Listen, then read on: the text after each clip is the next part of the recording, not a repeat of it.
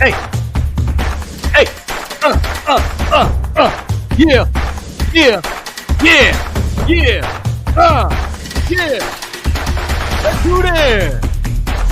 Let's do this.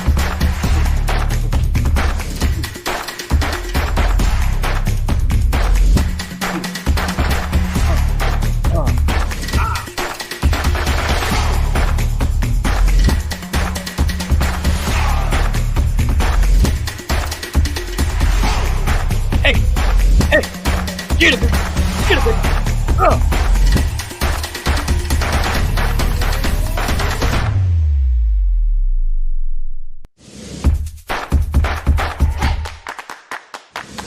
Yeah.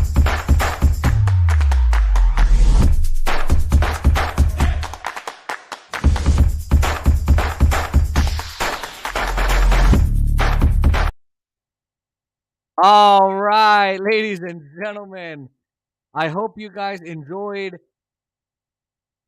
that entertaining music. We are gonna do something new on the channel that we do on the sports channel before there's a stream, or like usually on the sports channel we do um like a background track as we talk. We're not gonna do that with politics. We got too much going on to do that. So let me what I want to try is why my internet is so bad right now. So let me fix that before I go on.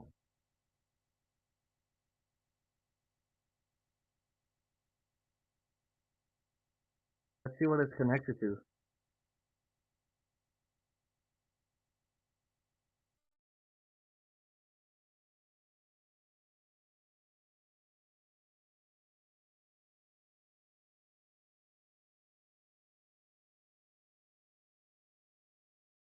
That this works, so that we can have a really good stream.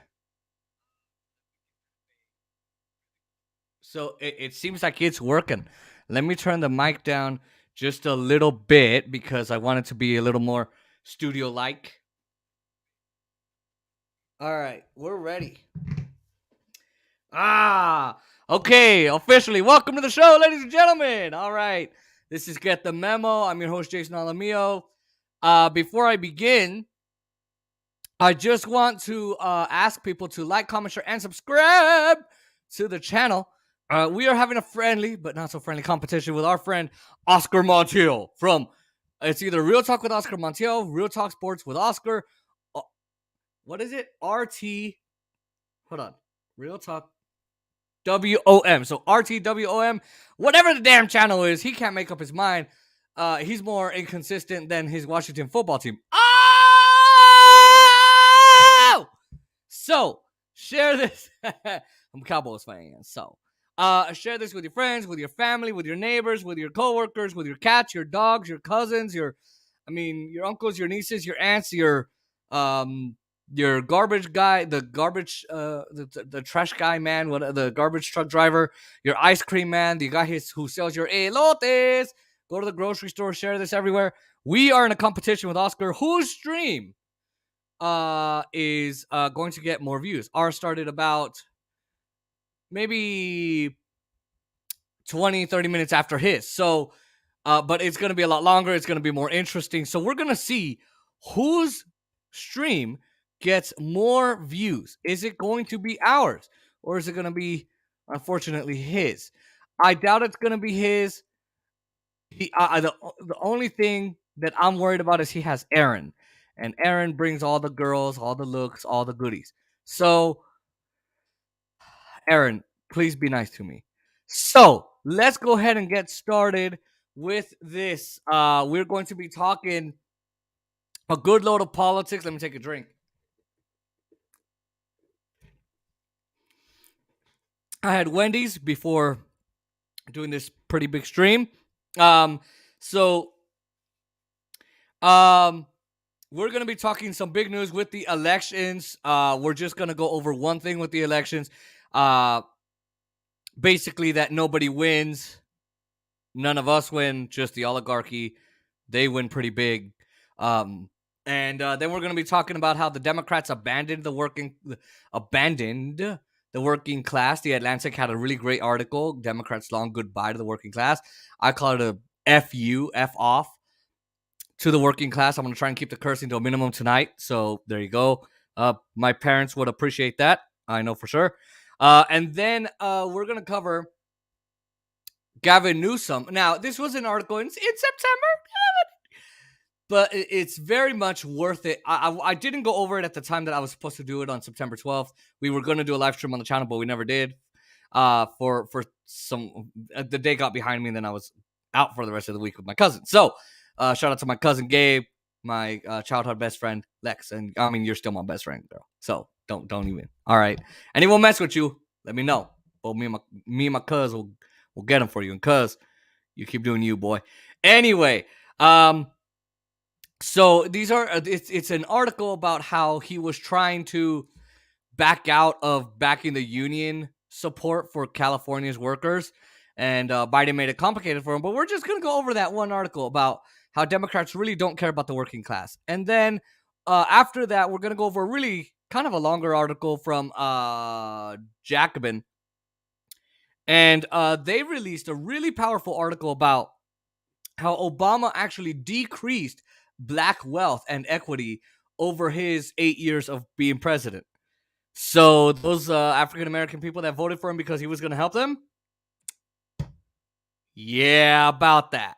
He let the banks get away with a lot. He let them get away with discriminatory practices, illegal practices, which are discriminatory are illegal, and so much more. And then, if we have the time, we will go over El Salvador and how their president is attempting to have Bitcoin as their number one currency and to fix the economic problems in El Salvador. But unfortunately, Salvadoreños don't want to use Bitcoin. Huh. I wonder why. Maybe it's because it's volatile. And we will be getting into a little bit of a stock kind of thing in that realm. So, oh, by the way, we're going to play an interesting video that has become really famous from Chuck Schumer. Not that it's a good reason, but it's one that we're going to play because it's so good. So, oops, hold on. I'm trying to get this video to play.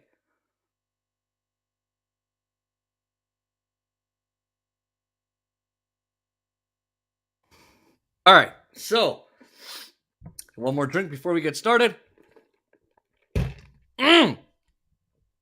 Let's go.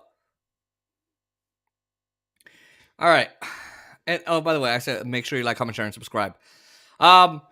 So, oh, also in the chat, let me make sure nobody's written in the chat.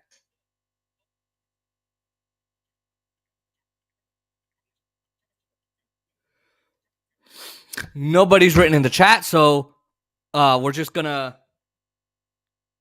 continue. So the Democrats and Republicans battled it out to see who would win the election, which part of the oligarchy would win. Because, folks, ladies and gentlemen, as we're going to lay out with this Jimmy Dore clip here, you did not vote for, whoever voted didn't vote for some party that was going to help them, that was going to immediately improve their lives. In fact, it was actually the total opposite of what was actually happening. In fact, what really happened is both parties are anti-worker, anti-union, pro-war, pro-Wall Street, pro-big pharma, pro-big government. Republicans say they hate big government, but they ain't afraid to spend in the military or Wall Street at any time. And the Democrats are the same thing. They don't care about you. Their whole thing about preserving democracy. You don't live in a democracy, okay? You really don't live in a democracy. You live in an autocracy, a kleptocracy, a technocratic government. You live in an oligarchy. And what that means is, for those of you that don't know any of those terms, it basically amounts to this: that you are run by a bunch of corporate goons in politics that all they do is they line their pockets with donor money, meaning from Goldman Sachs and Pfizer, Moderna, AstraZeneca, Wall Street bankers, fossil fuel companies, and fossil fuel company executives, Comcast, the Cox, the internet providers, DirecTV, the military industrial complex, Raytheon, Boeing, Honeywell, all those guys, Halliburton, and the Koch brothers, the Mercers, every one of them. And all they do is they funnel that money throughout the Republican and Democratic parties, who are right, whatever, and they eventually vote on their behalf.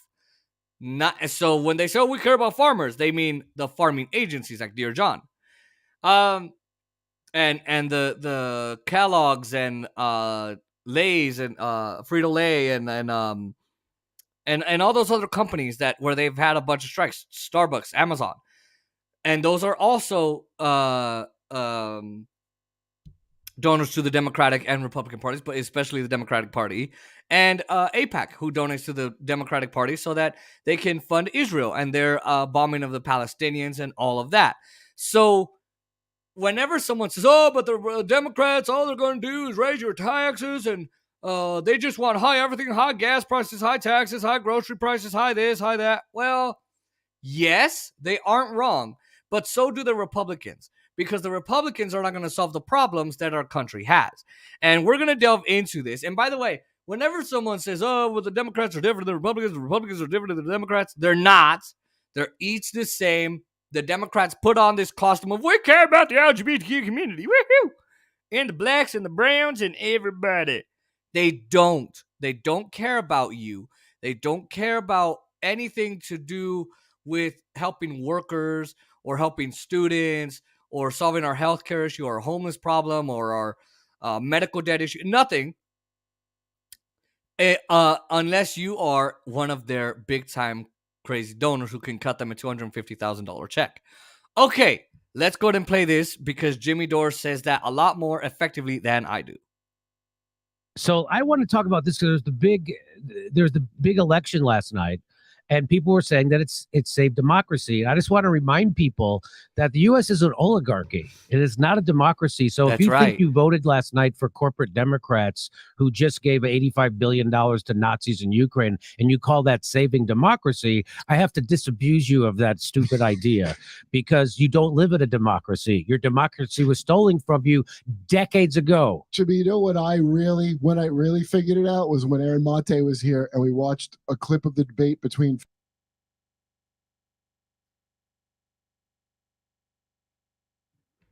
There's a technical difficulty, and it is because it stopped playing in my ear. Fetterman and Dr. Oz, and they asked them about minimum wage. And they both don't want it. I think John Fetterman said goodnight, and I think Dr. Oz said we're going to start fracking, and somehow that... And I was like, if he was a real doctor, he should have dropped everything to help John Fetterman. Right then. Yeah, that's probably what he lost. People are like, you're not a doctor. If you were a doctor, you'd be helping that stroke victim instead of running against him and frack that lump on the back of his neck and see it. Trying to confuse him in public. Yeah. So you see that. Aside from that, yes, Dr. Oz was like, yeah, we're going to go fracking and good night. And none of them want the minimum wage to be raised. None of them. Neither of them. So again, our democracy was stolen from us even before Citizens United, but ever since Citizens United, which basically that ruling from the Supreme Court basically says that billionaire money is free speech. I didn't know money could talk, but essentially they said you can donate whatever you want. It doesn't matter. You can steal our elections. You can steal our government. You can steal our democracy that we might have left if there is a democracy. And this is what allows people like John Fetterman to run, even though he's not for the minimum wage. So if you voted yesterday, this was your choice. You got to vote for the oligarchy or the oligarchy. That's take a sip here because do I want to vote for the oligarchy or the oligarchy? Oh, who's worse? So that's why it was a tough election. Yeah. Well, Man. I thought I'd do Michael Moore a favor and vote for the oligarchy. That's right. As a personal favor to Michael Moore. So you got guys like this. This guy, of course, he's in bed with the establishment oligarchy, and he says fascism took a big step backwards last night. Thank you, America. Again. Oh, really? Does it make up for Elon buying Twitter even? Again, if fascism is what Mussolini said it was, which is the convergence of the state and corporations to work against the citizen, which is what it is, both parties are 100% fascist. We live in a fascist oligarchy. You don't. So, and here's. That's right. I'm just going to stop it there. We live in not only in an oligarchy, kleptocracy, optocracy, all of that. We live in a technocratic government and an oligarchy that is fascist, because exactly what he said there, the big corporate American companies, McDonald's, Starbucks, Amazon, Amway, John Deere, Kellogg's, any of these companies join together, Halliburton, Boeing, they all join together with the United States government and its intelligence community, the CIA and all of them, and they come against us. They lobby for policies that, since they can now give money to the legislators like nothing, and they ruin our labor policies. They keep us in terrible working conditions. When's the last time you ever heard either party talk about unions and actually mean it? Democrats come out, so-called progressives, and they say, "Oh, we care about it. We care about unions." They never do, and they take away your free speech. You can't mention anything about the C-19 disease or outbreak that happened. You can't mention anything about the thing that goes on your arm that was supposed to stop that thing that we were all scared of. I'm having to code it on YouTube because, if I say it, they're going to possibly stop my live stream right in the middle, or after they're going to say, hey, you're banned for a week or 2 weeks or 3 weeks now, or possibly forever because you mentioned, what, and we're YouTube and we have our own type of science instead of the real. Anyway, I'm not going to go any further because I'm about to. So, they get in bed, they collude with each other, the intelligence community and the big tech industry, especially, just to ruin our lives. Okay. So whenever blue check liberal or any Democrat who is a bootlicker of Joe Biden and Zelensky tell you, oh my God, but the Republicans, they're fascist. Remember to tell them that aren't the Democrats the ones that the Democrats are aren't the Democrats the ones colluding with big tech and big industry in order to come against us? Yeah, they are. So both parties do it. Both parties are fascist. Both parties side with the corporation over voters and workers. Wall Street won another election. The only difference between Democrats and Republicans is the speed at which their knee hits the floor when a donor enters the room, as Ralph Nader said. And so I had to remind him. Now here is Michael Moore. So that's absolutely right. I mean, we all know about the Republicans. We understand that the Republicans are just this, we know that they're that kind of party. We understand that. The problem we have is both the Democrats and Republicans always have a race to see who's going to donate to me faster. Me. That's the only difference. Who takes money first? Who takes the most money? Michael Morse, can we critiqued him yesterday? He was just flat out lying to people to get them to vote. And people who were non-voters, his message to non-voters was, hold on, ladies and gentlemen. Hold on a second. Please vote as a personal favor to me. He didn't have anything that he could entice them with as policy or, hey, if you vote, this good thing will happen for you. It was just do it as a favor to me because there is no reason to vote. There's no reason to vote for the Democratic Party. That's why he couldn't say, hey, they're going to provide you health care. Because we all know they're not going to provide us health care in the Democratic Party. He couldn't say, hey, they're going to support unions. Because they don't support unions in the Democratic Party. We know that. So he couldn't really say that. Come on. He couldn't say, hey, we're going to cancel your student debt because Joe Biden is so measly, he can't pass it. And, because Joe Manchin and Kirsten. Oh, give us 2 more seats and then we'll pass it for you, sir. If he didn't do it the first time, he's not going to do it this time, even with 2 more seats, 52 seats. Even with that. And then even with that, who's going to be the new Kirsten Sinema and Joe Manchin? Who? Is it Angus King? Is it Dick Durbin? Is it, right, like any of these other guys? Or the 2 new Democrats that get elected to the Senate? So don't vote because the Democrats are going to do something for you. Do it as a personal favor for me. That's like me going to the store with my mom and say, look, hey, if you buy this for me, you know, could you buy this for me? I'll help you extra on the computer tonight. You know, that's what that's like. There's not a real benefit for her buying it, but hey, she's going to get help. I'm offering more than the Democrats are. That's just like if I just said, hey, mom, just buy this for me as a favor for me. And my mom's going to go, do you need it? Why? It is a perfectly good question to ask. How surprised are you that they did it? I didn't think he had that many people do a favor for him. He says, yesterday we created a blue wall that stopped a red wave. Few were willing to predict that millions of you made it happen, and our democracy lives to see another day. Thank you. So what I said was, you created a blue wall of corporate oppression disguised as one big democracy virtue signal as you stand for 100% corporate-controlled pro-war anti-worker party that is sending $80 billion to Ukraine while denying us healthcare and a living wage. Hooray! That's right. They are dressed up in this costume, like he said, of this big wall, a big wall dressed as democracy, trying to signal that we have it. It's just virtual signaling. It's not real. Meanwhile, they're sending $80 billion to Volodymyr Zelensky to Ukraine for economic aid, and they're sending military aid, which the Republicans would do too, and they're voting for a $789 billion package for the military. And, they gave Trump $789 billion, even though they said he was a maniac. You can't trust him with the nuclear button. You can't trust him with the nuclear code. Let's give him $789 billion so he can have the access to the nuclear code. I thought you couldn't trust him. So instead of solving healthcare, instead of solving homelessness, instead of solving the predatory loan industry problems, instead of solving canceling our medical debt or canceling our student debt, instead of creating a tuition-free college, which by the way takes between $60 and $100 billion, so just $20 billion more, and they could have done it.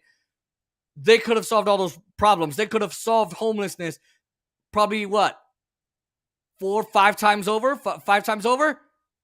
And they could have done a housing first policy like Finland did. I got to cover that. They did a housing first policy in Finland. They don't have a homeless crisis anymore. So that's what we stopped. We stopped a red wave from doing exactly what the Democrats were going to do, because the Republicans are the exact same as the Democrats. You get no difference. Are we going to have veterans on the street with Republicans and Democrats? Yes. Are Democrats and Republicans going to leave us with 500,000 homeless people on the streets? Yes. Are Democrats and Republicans going to leave us with a low minimum wage and not raise it? Yes. So what's the difference? There's none. Yeah, but Republicans are worse, sir. So let me bring in Nick Cruz. Nick, what do you have to say about yesterday's results?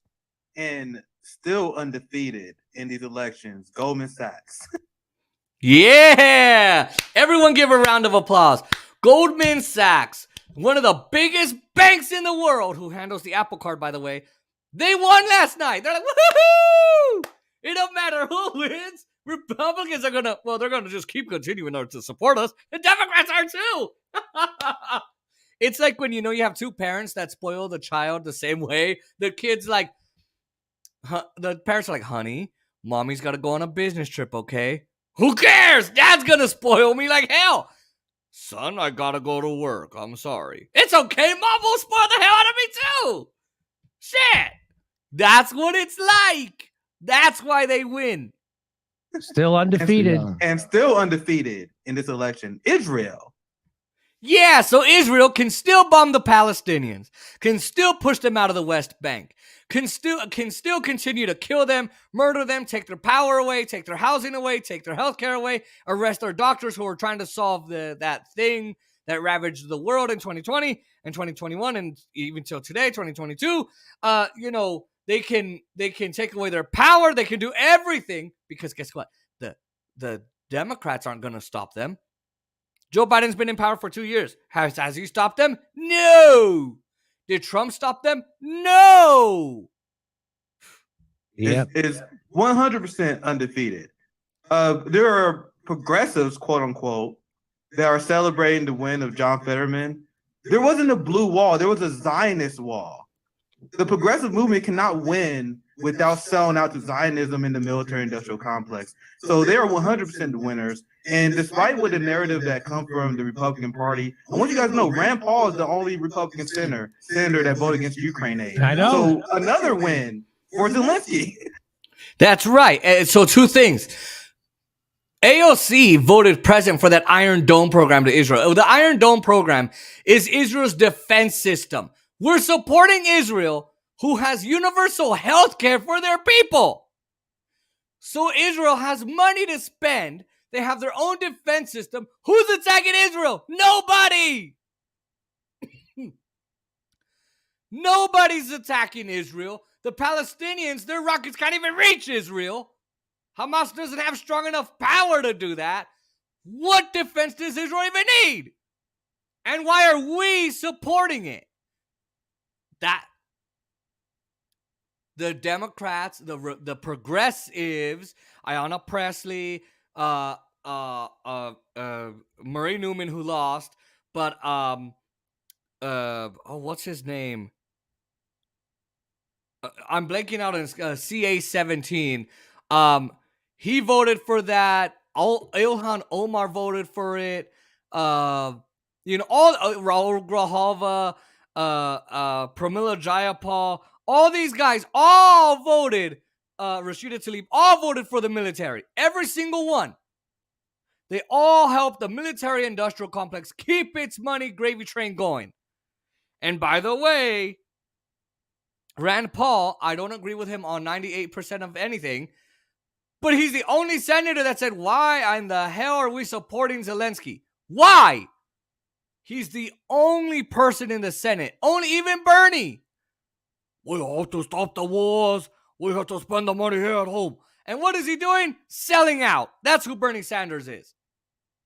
So thus far, working class, they took another loss. Zelensky is smiling. Israel is smiling. Goldman Sachs is smiling. So isn't this a grand democracy? Yeah. Oh, well, it's quite a democracy. As Ryan Knight reminds us, he says big business and the billionaire class win yet another election in the United States and retain full control of the House, Senate, and both corrupt parties who do their bidding. That's very well said. He said, that's right. So whenever someone says, oh, but the Democrats are better. Oh, but the Republicans are better. Oh, but this is Democrats will support this. Republicans won't support that. Democrats will at least support abortion. No, they don't.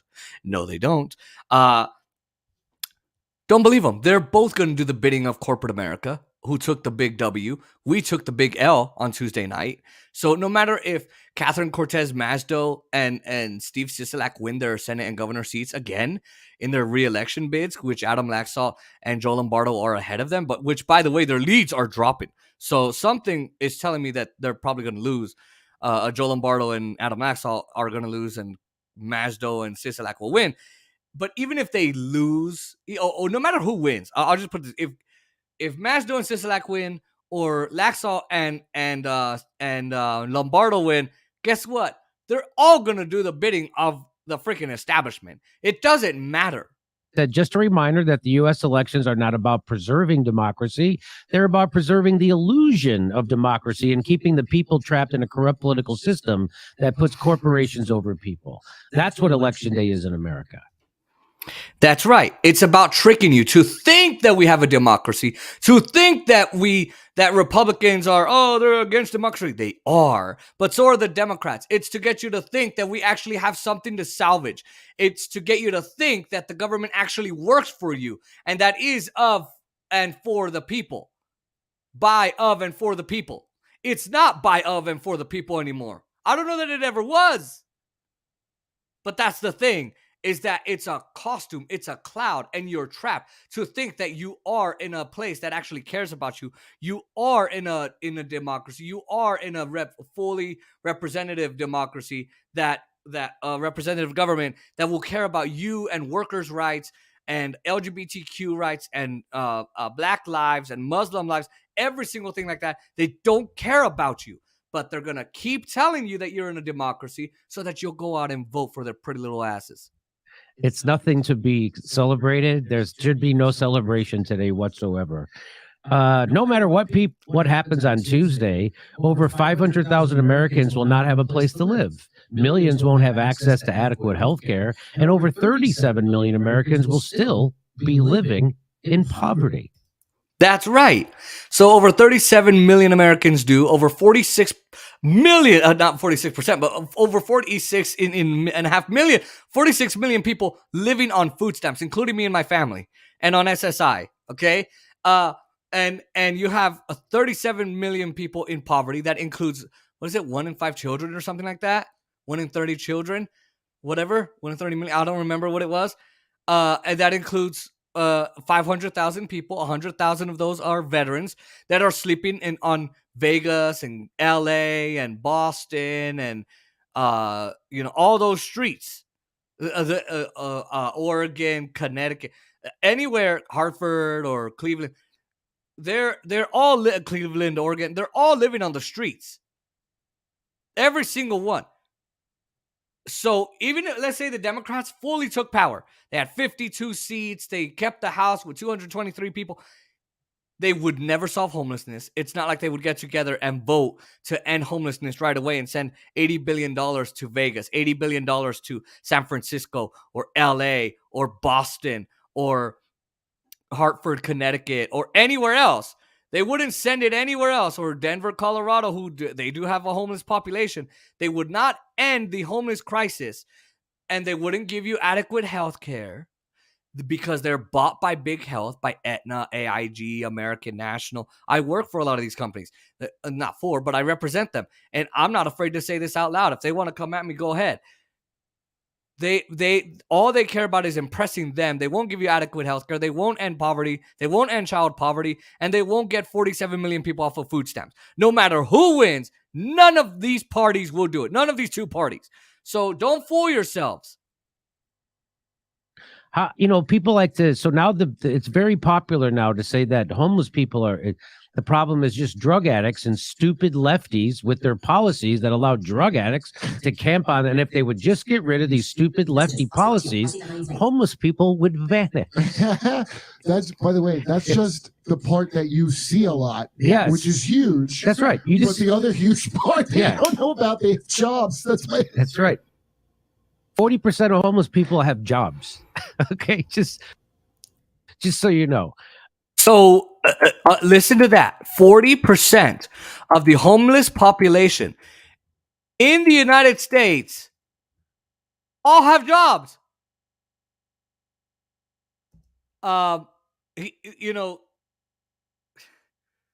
Amazing.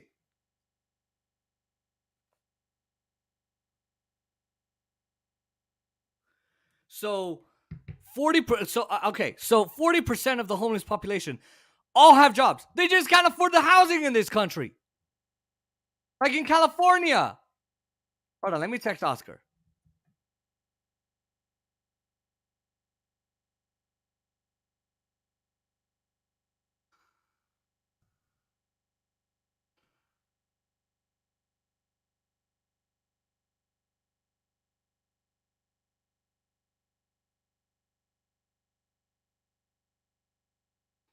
All right, that was Oscar Montiel. I guess he's done with his stream. Oscar, I'm still gonna beat you. But 40% of the homeless population all have jobs. But the housing market is so bad, so unaffordable, they're like, do I rent? Fuck no. Hell no, I ain't gonna rent because I'm just paying someone else's mortgage for them. And rent is too high, by the way, in New York, California, Nevada, right? All these, especially the red states, and blue. So red and blue states have them. High rent. There's no rent control. There's no tenants' rights. There's no tenants' bill of rights. So you want me to pay rent? And then you want me to afford one of your houses at these ridiculous interest rates? Hell no. You gotta be effing kidding me. That's not happening. So they decide to be homeless. Not because, oh, it's their choice. Maybe because we have a terrible, shitty housing market here in the United States. I don't know. And what I think one in 20% of children, I think are. Can you look up what percentage of children are homeless in America? I bet it's better. Either 20% of children are 25% are in poverty, or 25% are homeless. We're going to find out. Hey, look this. If you voted for people who closed schools, people who mandated masks, people who mandated shots, people who were who fired the unvaccinated, people who did not apologize for all of the above, then you're the problem. You own and condone everything that happened. We had to do that to fight fascism. We had to fight fascism. Yeah, let's talk about that. If you agree with people getting fired because they didn't get some thing on their arm, some medical procedure on their arm, even for health reasons, religious reasons, I don't know, I'm free to decide if I do or don't want it, then you voted for that party that did all that, you're the problem. If you're okay with that ethics professor who got fired from his job because he said what they were doing with the, you know what, was unethical, well, then you're the problem. If you're okay with the fact that we were locked down for 2 years and it only prevented 0.00 or 0.001% of the deaths, 0.0202% of the deaths that happened, then you're the problem if you support that. You're the problem if you vote for the party that forced us all to go online and forced children to wear things on their faces and cause traumatic problems for the rest of their lives. You're the problem if you voted for that. That is authoritarianism. That is fascism at its best. You are the problem if you voted for that. You are.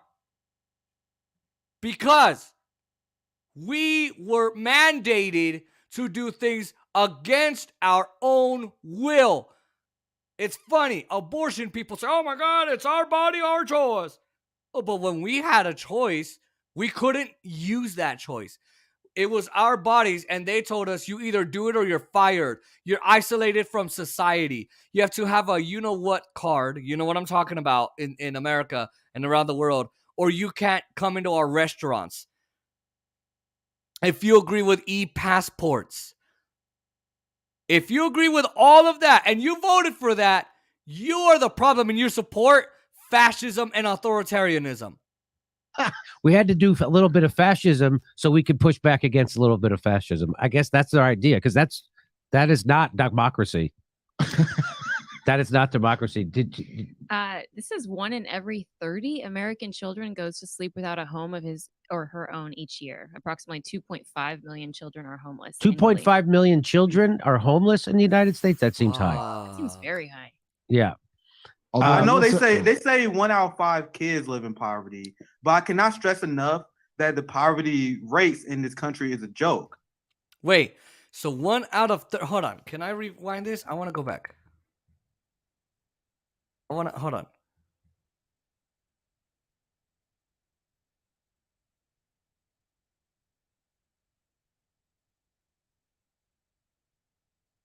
Can this play? Children are homeless. 2.5 million children. Oh, hold on. Are homeless in the so we can for shots. The issues back against a little. That is not democracy. Home of his. This is 1 in every 30 American children goes to sleep without a home of his or her own each year. Approximately 2.5 million children are homeless. 2.5 million children are homeless in the United States. That seems high. That seems very high. Well, it seems very high, but if you go to Skid Row, if you come to Vegas, if you are in Denver, if you are in LA, anywhere, you will find San Diego. You'll find a huge ass, a very astronomical homeless population, and many of them are children. Many of them are children. 1 in 30 children don't have a home of their own. 2.5 million kids. I don't know if that's true because 500,000 people are homeless, but I wouldn't be surprised. I wouldn't be surprised if that's true. That's how big our poverty numbers are in this country. So while we're sending $80 billion to Ukraine and $789 billion to Raytheon and Boeing and all of them, I was about to say Boeing, but Boeing and ExxonMobil and Comcast and Goldman Sachs and all those guys, just imagine 1 in 30 kids don't have a home of their own to call home. 2.5, 1 out of 5 kids are in poverty. Yeah. Just I remember know that. they say 1 out of 5 kids live in poverty, but I cannot stress enough that the poverty rates in this country is a joke. It is so a joke. According to this country, it's if you're a single mom with 2 kids and you make $23,000 a year, you are technically out of poverty. Yeah. And that's a joke. And 1 out of 5 kids live in poverty despite the culture of low expectations set by capitalists. So imagine what the child poverty rate would be if they actually use real common sense numbers. No one, no matter where they are in this country, can live as a single mom with 2 kids on $23,000 a year. If you have 4 kids, $32,000 a year. These are ridiculous numbers, and the child poverty rate is still high. That's right. I remember my mom was making what, $20-something thousand a year to feed me, a giant fluffy dude, my little brother, and my little sister. My mom had to take care of 3 kids with a job paying her very little money. But she fucking did it. She did it. A lot of my friends that would go to high school, they would get their school lunches and they would save them so that they could take it home so them and their siblings, or at least their siblings, could split it because mom and dad couldn't afford to get them lunch, couldn't afford to get them dinner, let alone a juice box at the store or a 7-Up bottle that costs $1.50 because that $1.50 needs to go to pay the rent, to buy insulin, to buy 1 set of groceries, maybe some bananas, because that's all the family can afford. It's a joke. It's a goddamn joke. They can't afford anything. But the capitalists and the people telling you that the Democrats are so much better, they'll lie to you and tell you how much the Democrats are better and say, well, I mean, you just got to vote Democrat. Correct. Now, do you think all these mandates and lockdowns and stuff to fight fascism maybe count as like a homeopathic remedy? So, I mean, I can't get over how the Democrats are on social media today claiming victory. It's mind-blowing to me. Yay, we get to help Goldman Sachs. Congratulations, Democrats, you did it. That there's any, that's just, you guys did it with, just the left fist of the corporate fucking bully won yesterday. That's what happened. Control of the U.S. Senate may again be decided in Georgia as the race between Democratic incumbent Raphael Warnock and Republican Herschel Walker heads to a December. That's how corrupt the Democrats are. They can't even beat Herschel Walker. That's how corrupt. That's how corrupt Hillary Clinton was. She couldn't even beat a game show host. A game show. So they they're so corrupt. They also feel I'm getting distracted by messages. I'm losing my train of thought here.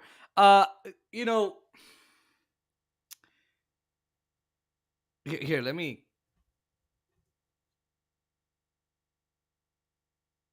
Well, that's how corrupt Hillary Clinton was. She couldn't even beat a game show host. That's right. So the Democrats are so corrupt. So corrupt. The easiest layup with one of the most unpopular Republican candidates ever in Donald Trump, a game show host, a dude that doesn't even know where Aleppo is, doesn't even know who's the leader of ISIS, al-Baghdadi, or was, who didn't even know who was still alive in Al-Qaeda, who doesn't even know how to govern himself out of a wet paper bag, whose business has failed, who went bankrupt over 38 times. You can't beat him. You really can't beat him. And the Democrats are so corrupt that Adam Frisch can't beat a crazy nut like Lauren Boebert, that they can't beat Herschel Walker, a former football player who's got all these abortion issues of his own and all this baggage. You're so corrupt, you can't beat a bunch of crazy asses trying to run for president of the Congress. Isn't that funny? Isn't it funny how Steve Sisolak, who is very unpopular, can't beat Adam Laxalt, a dude who didn't even live in our state, whose dad was a senator a long-ass time ago, who's rich as hell. You can't beat him. The race hasn't been called yet because we're still counting. You should have had a lead, kept the lead, and won. But no, you guys are so corrupt. Americans can see right through you that they're like, I ain't gonna vote for that piece of trash. Fuck that piece of shit. I'm gonna go stand in line for you. I'm gonna waste my post stamps for you. Hell no. This is how corrupt the Democrats are, and they have to try to lie to you and trick you into thinking that somehow because they're not going to stand up for you economically, Nope. but they're not going to stand up for your freedom of speech or Nope. your liberty Nope. or your Fourth Amendment or your First Amendment, but they will protect democracy in some vague, nebulous way that they can never tell me how they're going to do it. Yeah. When Edward Snowden revealed that the NSA under Obama and Bush, specifically under Obama, who didn't give a crap about us, and we're going to go over that, when he revealed that they're violating our Fourth Amendment rights, no unreasonable searches and seizures, it's so funny. They won't protect your rights. They're trying to kill and persecute and prosecute the whistleblower who revealed that to the American people. That's what they're trying to do. Amazing. And then they don't care about your First Amendment rights, especially your freedom of speech, because I can't say the C-19. I can't say the you-know-what that goes on your arm. I can't say those things on YouTube. I can't say those things on Twitter and on Facebook. I can't post a Hunter Biden article on Twitter. I have to quote the article because they're censoring us. They're working with big tech to censor you. They don't care about you. They don't care about your living wage. I know I keep repeating myself, and I know you're probably thinking this is getting annoying, but I cannot stress to you how shitty the Democratic Party actually is. And you voting for a Democratic Party that doesn't support you in any way, shape, or form, and that they're going to tell you how they're going to fix democracy in some vague-ass terms, and that they can't run on any policies because they're so unpopular and they didn't do anything for you in the first 2 years of power, well, then I think you have psychological problems. I think you're misinformed.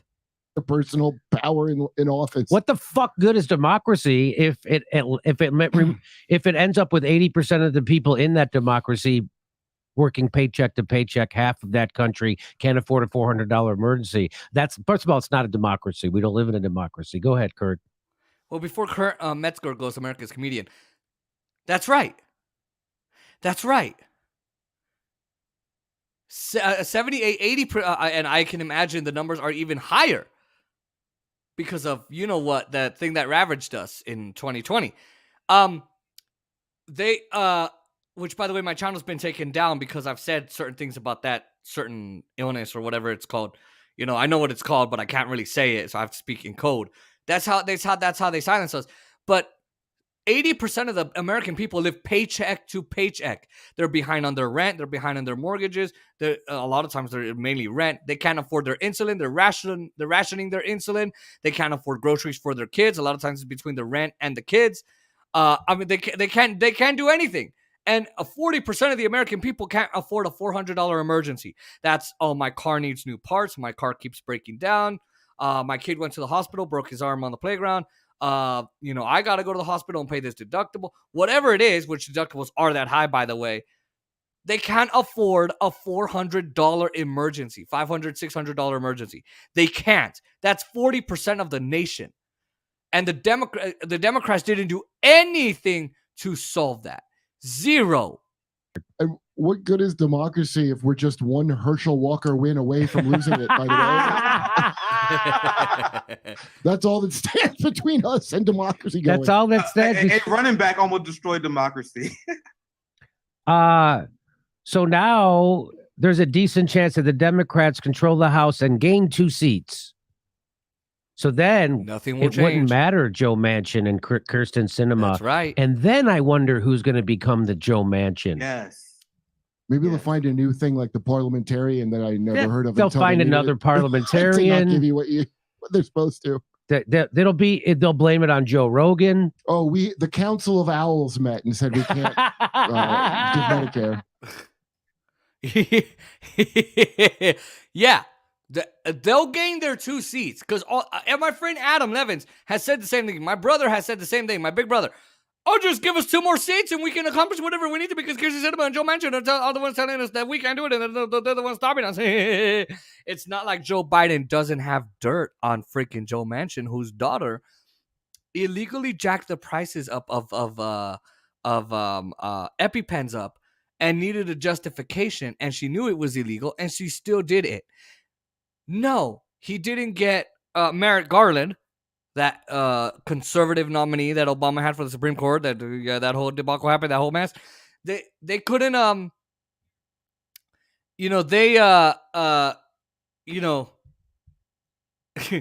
they didn't go after him and say we'll prosecute your daughter unless you vote the way I want you to. They didn't. We've gone over that on the show. That's how you bully someone into getting whatever you want.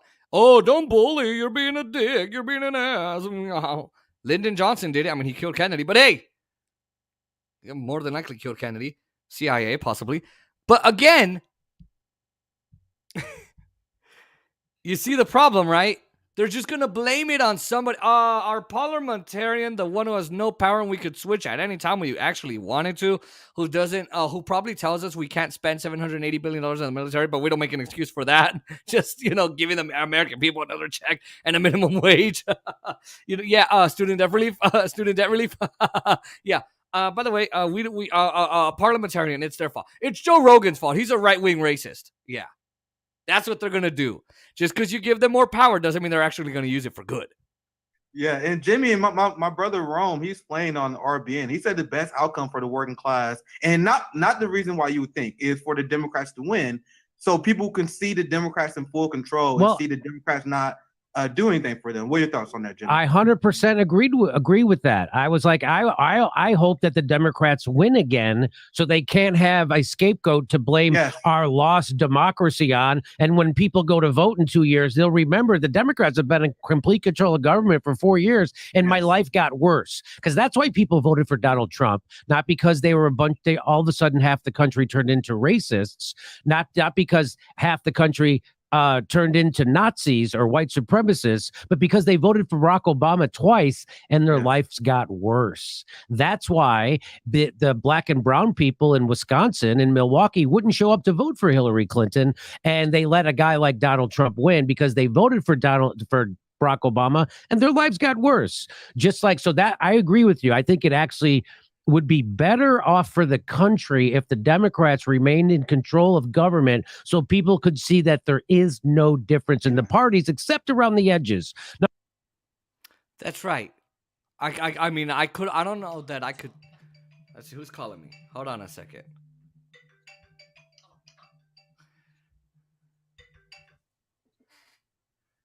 Yes? Yeah, I ate. All right. Bye.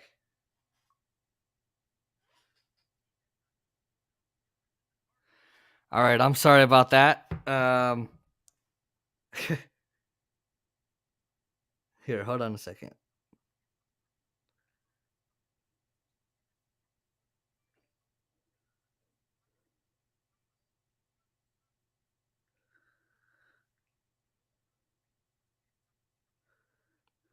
Okay. So I really couldn't have put it any better than that. Any better than that.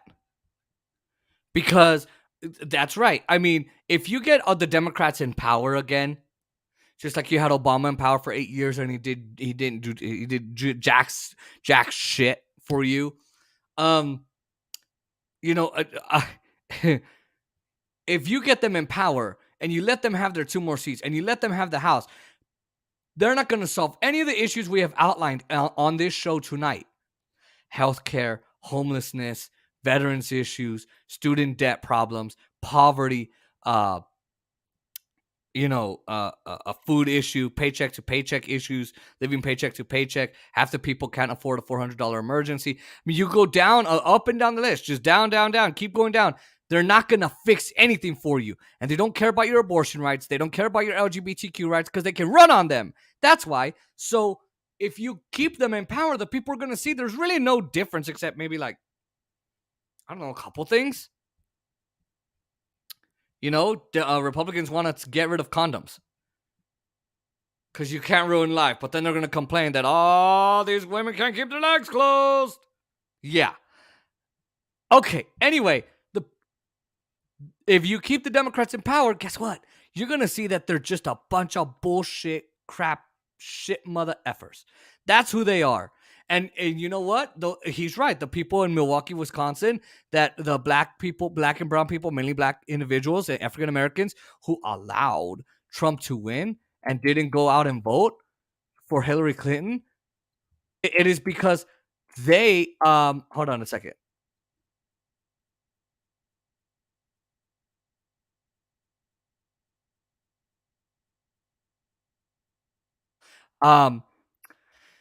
So they didn't vote for Hillary Clinton because under Obama, who they voted for twice, by the way, those 11 million people, their lives got is effectively worse.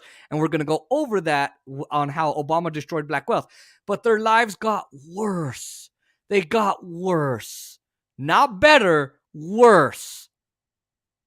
So why were they going to vote for Hillary Clinton when she's Obama 2.0, but worse, who didn't talk about policies, which we're going to go over, by the way, who all she talked about was identity politics with Bernie and with Trump, and she lost? Why were they going to take a chance on her when they could take a chance on a game show host who actually was talking like a populist? Now, I knew he was lying. I knew Donald was lying. He's a liar. But still, they weren't going to vote for them because their lives would get worse. And guess what? I think Kurt Metzger is absolutely correct here. Now, there was a difference in the parties around the edges, certainly when it came to COVID. DeSantis actually approached COVID in a sane way where he did follow the science as opposed to the Democrats who pretended to follow the science. What they were following was anything Big Pharma told them. And that's exactly what the Democratic Party did. Now, they're both beholden to Big Pharma, That's but right. they're, again, just around the edges and around free speech. Now, somehow free speech has become a right-wing cause where it used to be like people say free. So now they've equated free speech with hate speech. So if you're for free speech, they then say you're for hate speech, which is not, again, that's a sleight of hand. Yeah, so you're racist if you want free speech. You're a xenophobe. You're a homophobe. You're a religious bigot. You're everything. You're a Russian agent. You're a Nazi. You're a neo-Nazi. You're a Trumper. You're a Trumpist. You're a right-winger. If you want free speech, all of a sudden now it's a right-wing cause, even though the right wing is hypocritical on it. So are the Democrats. Well, I grew up thinking it was a left-wing cause. Huh. That's funny. And again, I can't repeat what Jimmy Dore said, however, on the science. But however, what I can say is, yes, the Democrats followed Big Pharma. Big Pharma wanted to make hundreds of billions of dollars, and they did make $100 billion off of our misery. And guess what? Republicans would have most likely done the same thing. However, they've now, I mean, I'm surprised that they didn't win based on that. They should have ran on that. I bet you they would have had one more seats.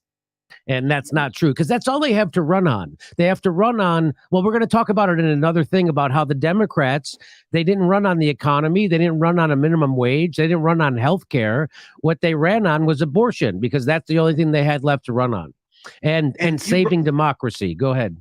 Yeah, you brought up Ron DeSantis. Me and my co-host CJ on Revolutionary Blackout, we did a stream covering how neoliberalism enables fascism. Yes. So you had Ron DeSantis that pretty much have a stronghold in Florida. You got the right that's begging him to run in 2024. And I personally think he'll do better than Trump at this point because the Democratic Party and liberals created a powerhouse out of Ron DeSantis because of the void they left because it was so horrific on the COVID policies. If they didn't leave that opening for Ron DeSantis, right. He doesn't exist. And that is another example of how neoliberalism for the Democratic Party enables the far right. 100%. Somebody just made this point that it's the Democrats neoliberal. Oh, it was the Hulk. What's his name? Mark Ruffalo. He tweeted that out. The Democrats are enabling fascism. So he did a video about it, and he got in big trouble. So he had to run around and do campaign stops for Democrats, saying that they were protecting democracy because he got caught telling the truth about the Democratic Party, and he wants to remain in his perch high above liberal Hollywood. That's exactly why Mark Ruffalo. So here's Jen Psaki, former press secretary, now getting her corporate paycheck over at MSNBC for doing her bidding for the establishment. She says no races have been called yet, and they won't be for a while, but just some facts for your back pocket. Bill Clinton lost 54 House seats in 1994. Barack Obama lost 63 in 2010, and both went on to win re-election. So you're trying to tell me that you're trying to pretend that demented Joe Biden, who can't even get off a fucking stage after a speech, is somehow the equivalent of Bill Clinton and Barack Obama? Is that what you're trying to tell me? Yes, that's what she's trying to tell you. And that's what mental maniacs, corporate mouthpieces like Jen Psaki are. Yeah, she worked for Joe Biden, and that job as press secretary is not to tell the truth. Okay, it's not. It's to undermine democracy. It is to get your corporate paycheck once you actually leave the White House. And now she works at MSNBC, and she's now a mouthpiece of corporate America, because that's what MSNBC is. Yeah, they're MSDNC because they're in the pockets of the Democratic establishment. They're not watchdogs. None of the media are watchdogs. Not Fox, not anybody, not CNN, not MSDNC or MSNBC, however you want to call them. So Joe Biden is so demented that he can't even remember his own Secretary General's or Secretary of the Defense. I think it was. We shared it on our show like a year ago. I was like, that guy running that outfit over there, who can't even get off a stage safely. Who I should have brought the video up. Who asked for a congresswoman who passed away due to a car accident a few months ago. Jackie, you here? I just wanted to know if she was still here. They even put the flags at half staff at the White House. But Joe is so demented that he doesn't even know any of that. He doesn't even know that his wife's not his sister, that his sister's not his wife, and I know he has that twisted fantasy. I don't know, but whatever. But again, she's trying to say that Joe Biden is Clinton. Clinton's downfall was that he tried to do a government-run, horribly awful healthcare policy, and he put his wife in power as the chairperson, the chairwoman of the healthcare problem, of the healthcare debate. Really? Yeah, they lost the party because of that vote. They did. Absolutely. Okay? And Obama, it's because Obama was actually coherent, but he said, fuck you to all his ground game. F you, I don't want you. And he went and did corporate America goon establishment policies that the American people hated. He left a void for the right wing to go and protest and win that election with the Tea Party, because all of his support was washed away. It was gone because he let it go. So you cannot say that Joe Biden is like those two gentlemen. As another corporate tool is able to point out.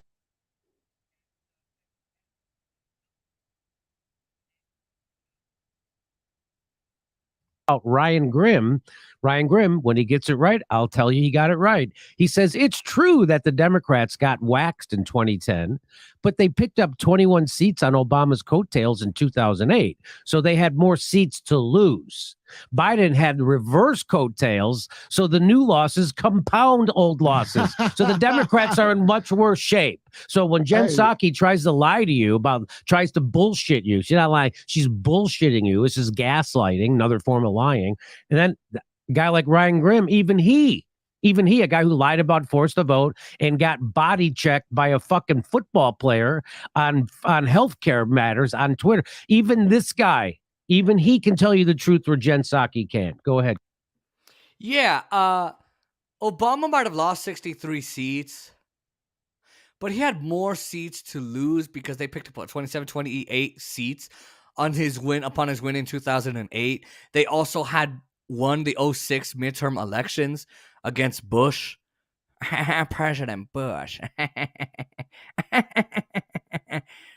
Put food on your children. Wow, 3 jobs, you work 3 jobs. That's uniquely American. Dumbass. Oh my God. That's horrible that a senior citizen has to do that. But anyway, Joe Biden and the Democrats and his Democrats are in way worse shape. So for you to say, oh, I'm going to bullshit you and try and trick you with the numbers, you are in worse shape than you were than when Obama lost his seats. Just saying. See how they're trying to trick you? Go ahead, Kurt. Well, you know the saying, even a broken haircut's right twice a day. His hair is much better now. But so don't listen to that. So it's much worse for the Democrats than you think.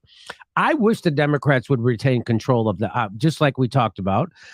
Both went on to destroy, by the way, Bill Clinton and Barack Obama both went on to destroy Yugoslavia and Syria. Yeah, Bill Clinton went on bombing Yugoslavia. Obama went on bombing Syria. Obama went on to help the CIA in their dirty war in Syria starting in 2008. They've been trying to overthrow Assad, who helped fight ISIS. They've been trying to overthrow him for decades. So, yeah, there's really no difference here. Obama was they're still trying to overthrow Assad. They made up that phony story that Russia was the one that Assad was attacking his own people with that gas in Duma, Syria. But then when investigators went in, they found like canisters being placed. They found it all to be an act. And the OCPW, or I think it is, with Aramate, they really did a great investigation into that. And then they were sidelined because they were afraid that the establishment would get caught in that investigation. Just saying. So they lied on Syria. They bombed Syria. And now this is where we are. So I guess it was the same. So there you go. Also, cool. And what did we get from those presidencies of Barack Obama and Bill Clinton? We got a repeal of Glass-Steagall that ruined the economy for a generation of people. And that's right. Bill Clinton repealed Glass-Steagall. Glass-Steagall was implemented in the 1940s, 50s, 60s, 70s, 80s, 90s. So for 50 years, right, it prevented an economic crash. So Bill Clinton, I'll tell you.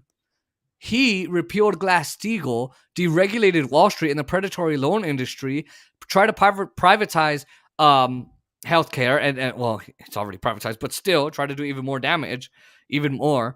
And then he tried to privatize welfare and Social Security. Thanks for having sex with Monica Lewinsky. You know, amazing. You know, he deregulated Wall Street to the point where Bush could do his 01 tax cuts and then do the subprime mortgage crisis and then the Great Recession. Okay. And then a bailout of corporations from that economy that kept crippling that generation, but gave rich people a fuck ton more money. Yeah, let's go ahead. Let's save this. Yeah. Let's vote for the people that gave Wall Street bailouts, gave them executive pay big ass bonuses. And then when he went to go give a speech, they said, F you, put up the middle finger like, thanks for our money, black dude. That's what they said to him. We tricked you. Because he was so naive. but he was also bought by Citibank because Citibank gave him a list and said, here's who we want on your cabinet. And guess what? All of them, each one of them got a cabinet spot. All of them got nominated by President Obama to be in his cabinet. Oh, isn't that amazing? So maybe that's why Wall Street got a bunch of bailouts by the Democratic Party and Barack Obama and George W. Bush. So instead of you getting a stimulus check, instead of them stopping the 9.1 million people from losing their homes, instead of letting homes foreclose on themselves, instead of doing any of that, instead of doing any of that, they could have helped you and they didn't. And that's who they want you to vote for. And then what happened after Barack Obama? What happened then? Nothing. They went on to crush workers and regular people at the behest of the war machine and Wall Street. That's what they did. Remember Occupy Wall Street. Remember. Will Democrats ever stop with we lost a little less than last time, so that's technically a win? I think the answer is no. The answer is no, they won't. Leave it to liberals to act as if losing the House and barely scraping, but I don't know if they lost the House yet. Have they lost the House yet? Do we know this? No. It's still up in the air, right? Yeah. I like that their blue wall is about as good as the Trump wall. Yeah. Like they kind of made part of it. Their blue wall, they're going to need Republicans to come along, shore it up for them. Leave it to liberals to act as if losing the House and barely scraping by in the Senate is a win. All Dems had to do was use their majority to improve material conditions, and they wasted it on incrementalism, militarism, and gaslighting. So if they would imagine if the Democrats, instead of sending $85 billion to Ukraine, would have sent $85 billion to Los Angeles, San Diego, Houston, Minneapolis, Chicago, Atlanta, Tallahassee, Miami, New York, Buffalo. Imagine if they did that. Imagine if they had sent all that money to the cities and we could fix our education system so our kids can have a better chance at life and a better chance at a better a greater chance at a better future, a more lucrative and fruitful future. Imagine if they had sent $85 billion instead of to Ukraine and Volodymyr Zelensky for senseless and pointless war, and they sent it to all those cities he just listed, and we solved the homeless crisis, and we put people in houses, and we put them to work, and we did a housing first program, and we stopped encampments, not by force or by police raids or by criminalizing it like Oregon did, but by and by the way, the Democrats did that. They hold majority power, but by providing them housing, providing them jobs so that they can then pay taxes and have a retirement and pay into our systems so that they could benefit from. Imagine if they did all of that. Imagine if they solved our homeless problem all over the country. Imagine how many if more they got people would every vote for homeless person off the street, because they could have done it 3 times over for that $85 billion. Exactly. Imagine if that. Just imagine that. A lot of those places you mentioned are not really that much less corrupt than Ukraine. Like probably, at least it'd be in the country, I guess. At least it'd be in our country. Yeah, some trickle down. Little trickle down. Yeah. Imagine if all those people, 500,000 people, or at least 2.5 million children. Imagine, but let's just stick with the 500,000 people, including 100,000 veterans. Imagine if we got all of them off the streets, into houses, into the workforce, and they actually started paying taxes, earning a paycheck for themselves and their families, and they didn't have to struggle anymore. And they didn't have to live outside, and they didn't have to build tents, which would then be raided by the police. Imagine if the Democrats did that. Imagine how many more Democrats would be in power right now. Imagine how big their margins would be instead of 1 or 2. Imagine all the ads. By the way, we solved the homeless crisis. You homeless people in your freaking houses, we put you there. Oh, here is Compton J makes. He goes, the working class lost every single race this midterm. Yes, that's right. So if you're working that's class my American, roundup of how the elections went. It doesn't really fucking matter if Herschel Walker or that other. It doesn't. If really. That's how bad the Democrats are. They lost to Donald Trump, and now they're losing. They're going to lose to frickin' Herschel Walker. I mean, the guy is hilarious if you watch him. They almost lost to Dr. Oz. Dr. Oz, who half the shit he pushes on his show has been debunked as fucking witchcraft, right? They almost lost to him after he'd said that a woman should have to consult with a politician to get a medical treatment. They almost lost to him after he said that. That's how corrupt the Democrats are. Is Fetterman not like, and I honestly don't know. So we'll stop here with that video. That's how bad the Democratic Party is. That's how crappy and shitty they are. That they honestly don't have a single policy that they could actually say, huh. Hold on a second.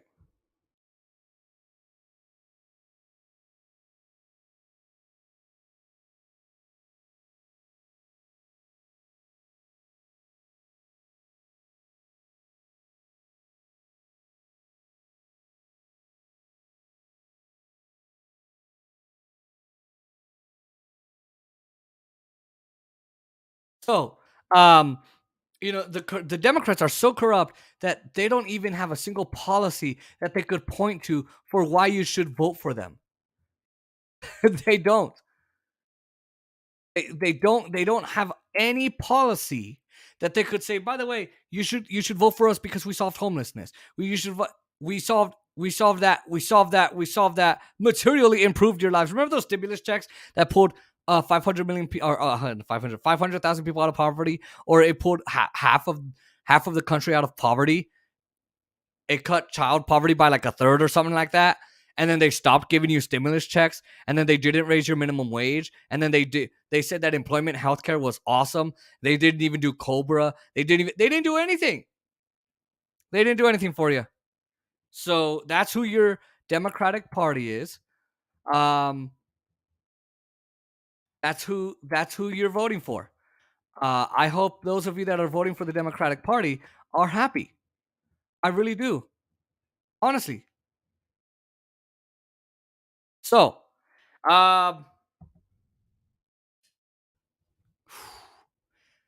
we're going to take a quick break. Let me get this song ready.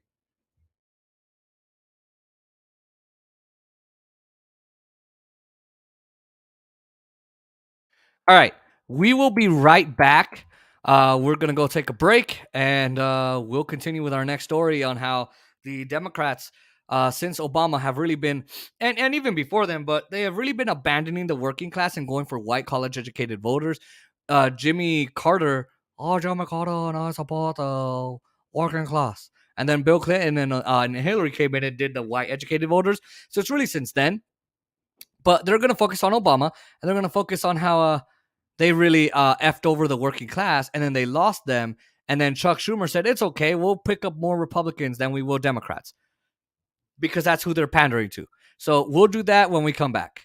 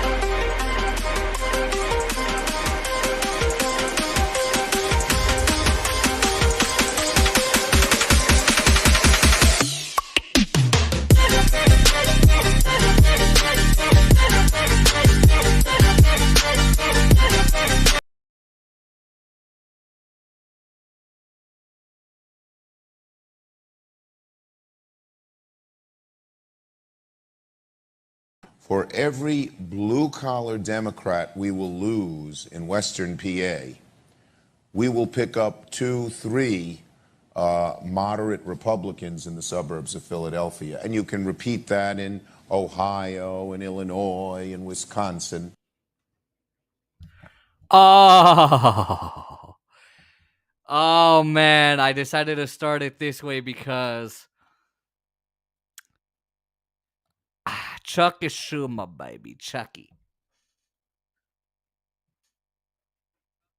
Chucky Schumer made a big blunder.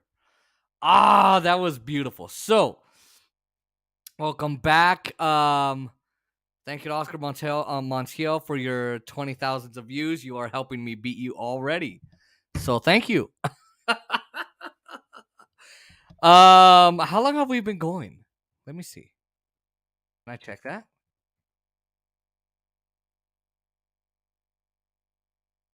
Oh no, that doesn't let me. Hold on. Oh, here we go. Okay, so 1 hour 57 minutes with about a 15-20 minute break. So, yeah, okay. Thank you, Oscar. Ladies and gentlemen, get up for Oscar Josue Montiel. Go sub to his channel, RTWOM. Oscar, let me know if I have that right, wrong. If I do, then you're good. I feel bad because I know that we're gonna beat him with our stream, even if it takes a couple days. Oscar, you know I'm gonna win. Anyway, make sure you subscribe to the channel too. Share this with your friends and your family. Like, comment, share, subscribe, I guess, and press that post notification bell because, guys, we got a lot of stories coming up. This story we're gonna do right now is, the Democrats effing up and causing a blunder, and they are abandoning the working class. So whenever someone asks you if you didn't vote, why didn't you vote for the Democratic Party? Well, what we're about to tell you is why. Other than the fact that we just shared with you that they're the same party as the Republican Party. All they're going to do is they're going to be corporate mouthpieces for corporate America. They're not going to improve your lives in any material way. They have to run on closeted democracy, costumed democracy. They have to run on bull crap. They're going to try and lie and twist the numbers to you just so that it doesn't look as bad as it actually is for them. So the Democrats have this really bad problem with the working class. And you know what's so funny is they don't care that they're losing the working class. Now, if you don't actually believe me, I've got a surprise for you. Here's Chuck Schumer actually saying this. And by the way, this is 2016. This is when Hillary was running. And yeah, let's take a look. For every blue-collar Democrat we will lose in Western PA, we will pick up 2, 3 moderate Republicans in the suburbs of Philadelphia. And you can repeat that in Ohio and Illinois and Wisconsin. And Pennsylvania and all these other states that we lost. Remember that they lost all of those states, by the way. They lost Ohio, they lost Wisconsin, they lost Pennsylvania. So what they're doing is we're gonna ignore our base and we don't care. We're gonna try and cater our message to Republicans. And Republicans said, well, why would I vote for you why am I going to support you and vote for you if the Republicans are going to do exactly what you said you're going to do? Nobody understands that. So, while I get this shared, this is what's actually really, really funny, right? And people always wondered, why are they doing this? Right?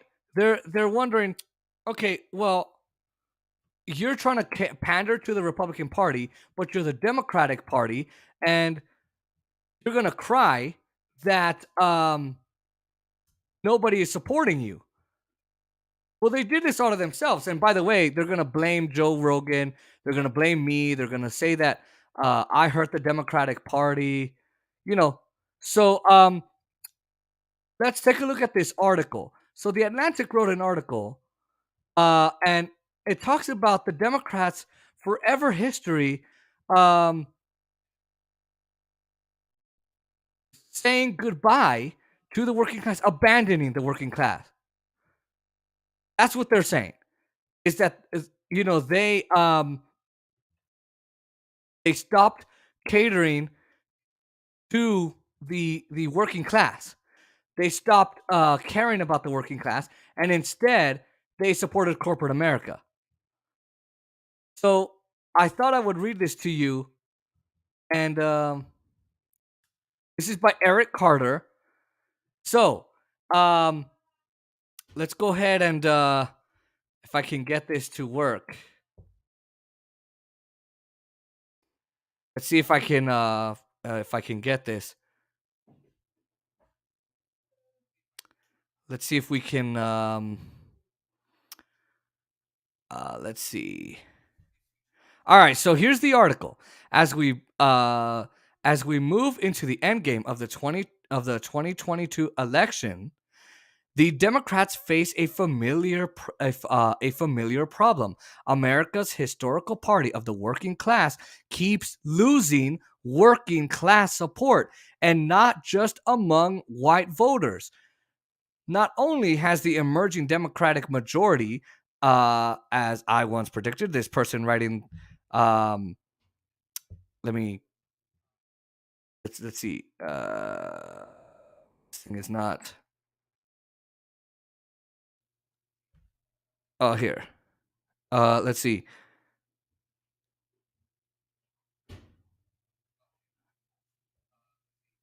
Let's see. Oh, okay. The ones, as I once predicted, failed to materialize, but many of the non-white voters who were supposed to deliver it, that support it's talking about, are instead voting for Republicans. Isn't that hilarious? That now they're deciding, hey, you know what? Screw it. Why am I going to vote for these guys? It makes no sense. Now, it's so funny. I can't get this to work. So, let me get this back up. This is not the best thing ever. Many of the non-white voters who, okay, so we read that. Here, this is funny. All right, so this year, Democrats have chosen to run on a campaign focused on 3 key things. Okay, so these are the 3 things that they had to run on. Ready? Abortion rights, gun control, and safeguarding democracy. Issues with strong appeal to socially liberal, college-educated voters.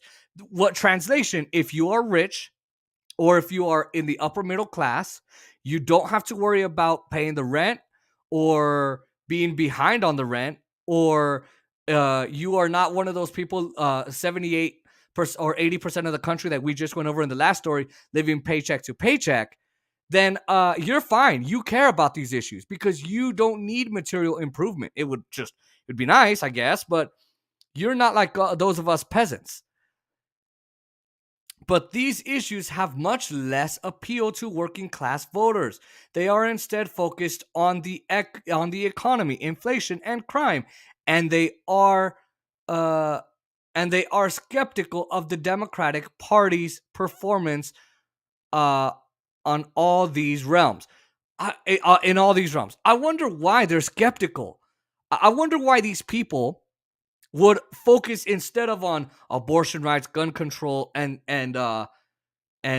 preserving democracy, which, by the way, we don't have a democracy. I'm going to keep repeating it. I know those of you that have been watching this in the beginning, thank you very much. By the way, if you have, you guys heard me say, hey, we don't have a democracy. We have a kleptocracy. We live in an oligarchy. The Democrats, all they do is they support corporate America, and they are just corporate goons that line their pockets with donor money, and they will not materially improve your lives. So I wonder why these people would support that. It's not like, it's not like they even benefit. It's not like they need material improvement in their lives, right? Like that's not what it is. That can't be.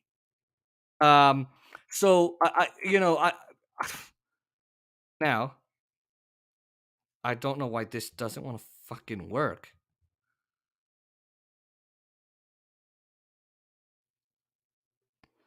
It doesn't want to.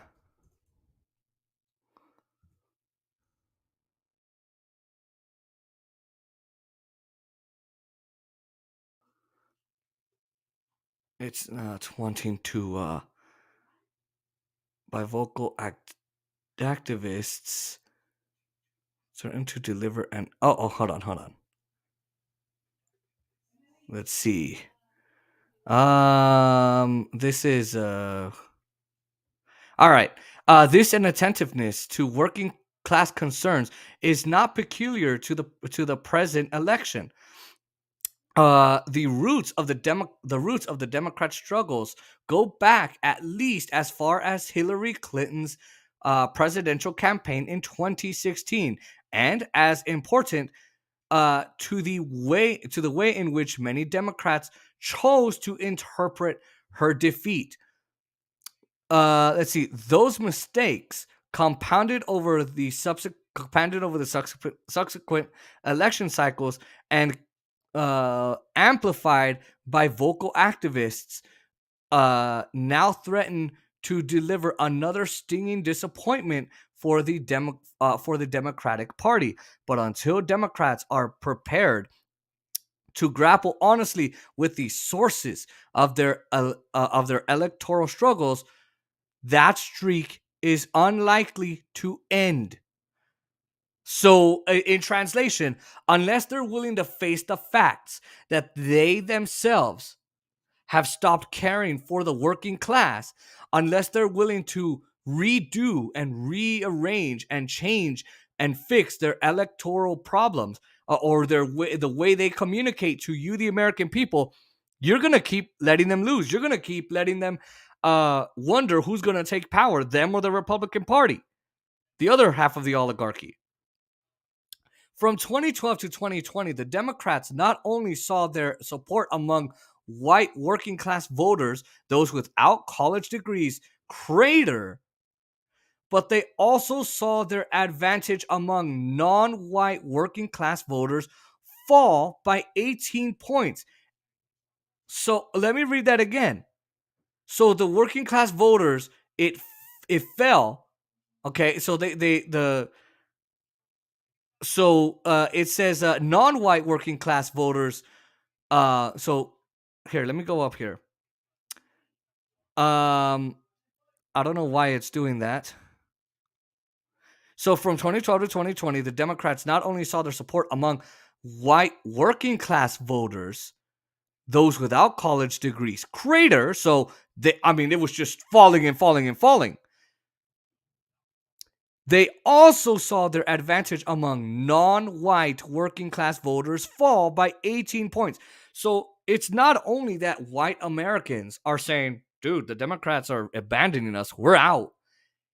It's even non-whites, African American, Hispanic, Muslim, Indian, Asian, everyone is abandoning the Democratic Party, and you can tell because they're the ones abandoning them.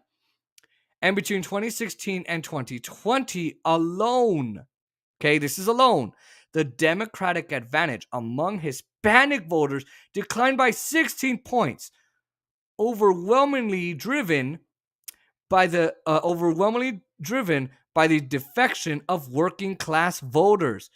In contrast, the Democrats' advantage among white college-educated voters improved by 16 points from 2012 to 2020, an edge that delivered Joe Biden the White House. The White House polling points to a continuation of these trends in 2022. So they lost Hispanic voters by 16 points. They lost them. However, they got white college-educated voters by 16 points. So where they had a deficit, they improved. But not because you, the working class people, said, hey, you know what? I'd like to support the Democratic Party. It's the white college-educated people who have really, really, really good jobs, live in those suburbs, that said, oh my God, abortion. Oh my God, gun control. Oh my God, democracy, because we think we have a democracy, even though we don't.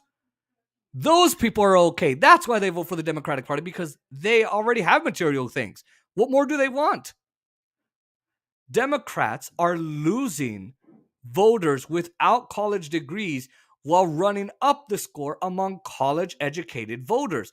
In the latest National New York Times Siena poll, Democrats have a 15-point deficit among working class voters by a 14-point advantage among college. Wait, hold on. But a 14-point advantage among college-educated voters. Huh. So you see, again, it's just repeating. They don't care about you. They don't, and they're showing you that right here. In part, the results from further deterioration of Democratic support among white working class voters. So, but non-white working class voters, especially Hispanic voters, may be following suit. I mean, it already decreased by 16 points. How much more do you want them to follow suit? Democrats carried Hispanic voters by 35 points in 2018 and 25 points in 2020. So they decreased. They decreased. Maybe because they are not improving our lives. I'm a Hispanic. They're not materially improving Hispanic lives. Available data and reporting strongly suggest that this further decline is being driven by working class voters and overwhelmingly majority of this demographic. So what they're saying here is the Democrats are not only losing votes, they're not only this problem of close elections is not just because people just aren't voting. The working class is rebelling against the Democratic Party because the Democratic Party has been kicking us in the ass and throwing us in the trenches for corporate America for so long that because of Hillary and Obama and Biden, they're like, I'm done supporting this corporate party. That's what they're saying. That's what the American people are saying. Now, from 2012 to 2016, the Democrats not only saw, hold on, did I saw this? Did I already read this? Oh, here.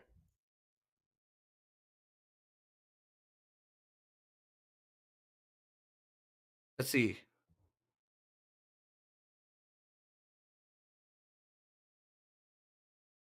All right, so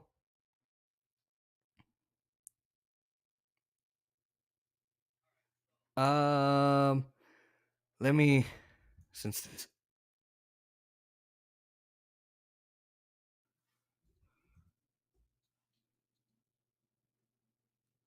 let's see what this, I'm trying to grab this. Oh, here we go. Let's see. We're gonna go into Hillary real quick. In approximate sense, it's not hard to see how this might be happening given America's economic situation and Democrats' campaigning choices. But these struggles tie back to the 2016 presidential election. Hillary Clinton's campaign made two fateful mistakes, made two fateful decisions that decisively undercut her ability to beat Donald Trump. So she couldn't beat a game show host, okay? Just realize that. Hillary Clinton couldn't beat a game show host. Not in any way possible. Just saying. During the primaries, facing a stiffer than expected challenge from Bernie Sanders, Clinton elected to cover his class-oriented populist economics by flanking him to the left on identity politics issues. So Hillary Clinton understood, and as you're going to see, that she was a corrupt piece of piece of S, that she was bought, taking what, $500,000 for a speech, $300,000 for a speech, and so was Bill, and they were caught up in so many scandals, and that she wasn't liked because of Benghazi, that she had to resort to identity politics because she knew that going against Bernie Sanders, she would lose. She would lose. This built on the party's attribution of Barack Obama's re-election in 2012. And let me see. Oh, let's see.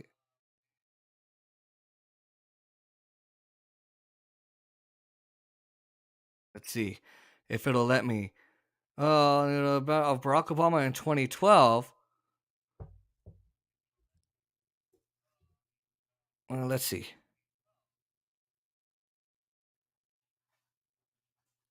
This thing is still doing that? Hold on a second, ladies and gentlemen.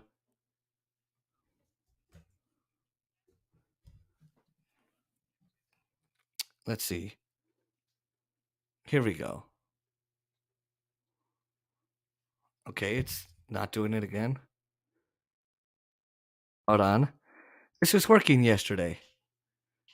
And it's not. Oh, I think I know why. I did it on something else. To mobilizing the American electorate, which ignored his working class, his performance to the working class in the American electorate, Hillary Clinton made him seem out of touch.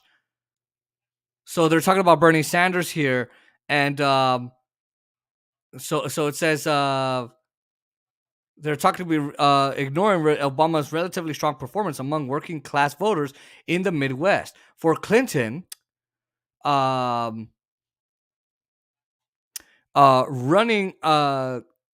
running to identity politics was a way of making Sanders seem out of touch. That's amazing. So he's out of touch. Now, look, I think Bernie Sanders right now is out of touch. Bernie Sanders just... So after Bernie Sanders came close to tying Clinton in the Iowa caucus, she went on the offensive, seeking to characterize Sanders's class-oriented pitch as racist and sexist. As NBC News reported at the time, now you're gonna love what Clinton says here because, oof, it's absolutely incredible. So let me get it there. Oh, God damn it. All right, so here we go.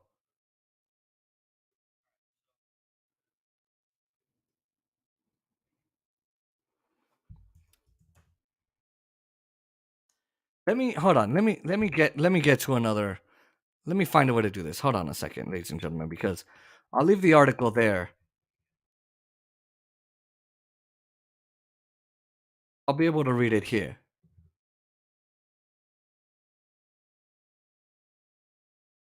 Go down here and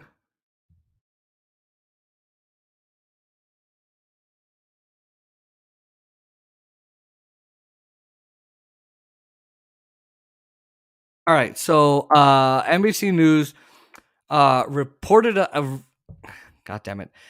Reported at the time, not everything is about an economic theory, right? Clinton said. Let's see. Kicking off a long interactive riff with the crowd at a union hall this afternoon. So this is around the 2016 campaign.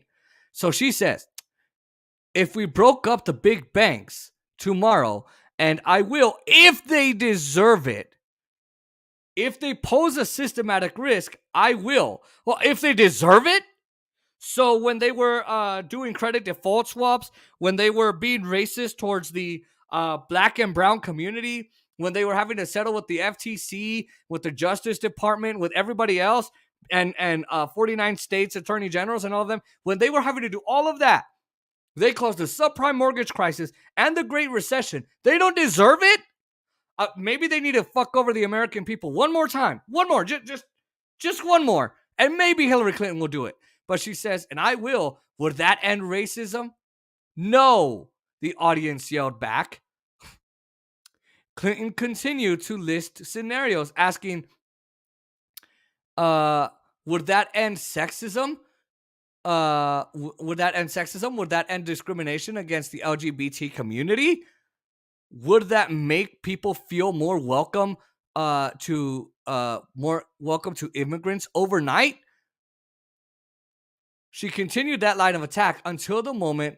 So I'll just say maybe that would have.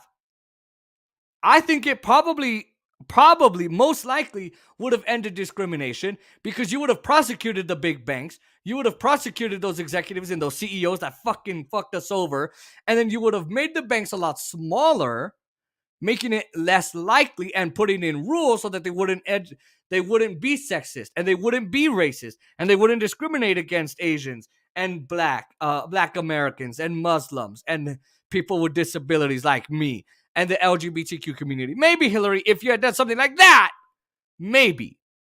But she had to go do this line because, hey, I'm not good at policy. Bernie, because she said NAFTA was great. Well, NAFTA offshored our jobs overseas. Why do you think the Midwest is in tatters? Because her husband passed it and she called it the gold standard and Trump killed her on that. She continued that line of attack until the moment she secured the nomination. And once that was accomplished and her campaign launched in earnest, she made her second fateful decision, choosing to concentrate on Trump's character and all the ways he was out of step and rising on the rising American electorate. Studies of her campaign ad spending reveal that the overwhelming majority of these ads had nothing to say about policy or even policy orientation, instead attacking Trump's character and his many divisive and offensive statements. Her campaign slogan, "Stronger Together," was an implicit rebuke of Trump on these grounds. So essentially, what happened is Trump was basically saying all this crazy shit and going after people and going after the Gold Star family. And yes, was it wrong? Absolutely. Did I hate it? Absolutely. But again, it's all about policy. And how do we know it's all about policy? Because I know people are going to say, you're a jerk, you need to read a book, you're stupid, you're this, you don't know what you're talking about. Is Hillary president right now? I don't think so. Who was president from 2017 to 2021? Because I don't know. Maybe I thought it was Trump, but I could be wrong. I could be wrong. Maybe it was Hillary. Maybe Hillary was president all this time. Oh, wait, she wasn't. You know why Hillary wasn't? Because she sucks. Because nobody likes her. Nobody likes Hillary Clinton. At all. Nobody cared about, oh, Trump said this. Oh, Trump said that. Oh, Trump is divisive. You know why people didn't care about that? Because they had a bunch of material problems that Hillary wouldn't solve. Hillary wouldn't do anything for them. She said, we're going to put your jobs out of business. That's what she said. And guess what? Everyone said, we don't care what Trump says. Yes, it's wrong, but we don't give a damn. We don't give an F. You need to support us. You need to improve our lives in a material way. Isn't that funny? Isn't that hilarious? It's so funny. Now, we're gonna watch a Jimmy Dore clip, and it has Kurt Metzger, and it has Nick Brana. I'm pretty sure it's Nick Brana, and he was for the People's Party, and then they smeared the People's Party because they knew that if they didn't, they were gonna take power, and they couldn't have that. And so they couldn't have that. So let me get this, and let me share this. Let me. Here, let's do this.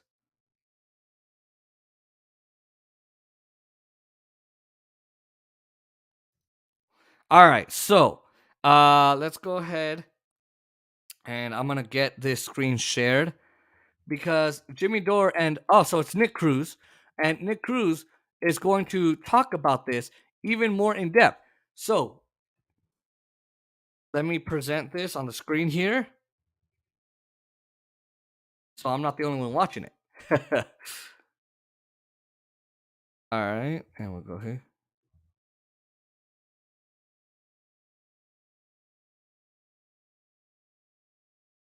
All right.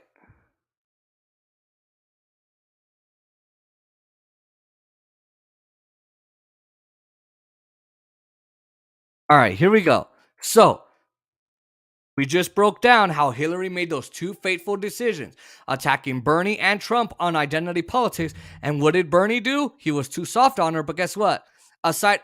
Bernie would have won that. He won, what, 25, 26 states? He almost tied her, or 22? He almost tied her. He almost won more. But they had to rig the primaries, and they admitted it, by the way. So when they talk about meddling in elections, they did everything. They did everything that the Republicans would do times 20, just so that Bernie Sanders wouldn't be elected. Okay, so they did all of that. They went against the working class. Hillary Clinton chose to talk about Trump's character because Americans would totally care about that instead of talking about improving their material lives. And she didn't get the presidency. We got a game show host as president. And now we have a walking demented death rattle. So that's good. Approach it like a corporate focus group. That's what that's how we got all those great Disney Star Wars movies, right? They focus grouped them. Hey, don't forget the other important strategy of openly funding the Trump candidates in the Republican Party that you claim are a danger to democracy. Just gamble with everyone's lives openly while making them fear for their lives. Run, run, Trump bad. Run, run, run. Oh my God. Let me take a sip. Oh.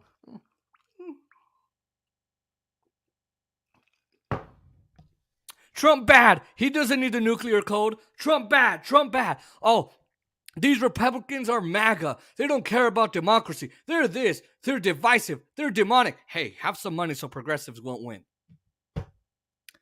Yeah, keep funding those guys and then tell us that they're fascists. It makes it more of a sweeter rush. So let me bring in Nick.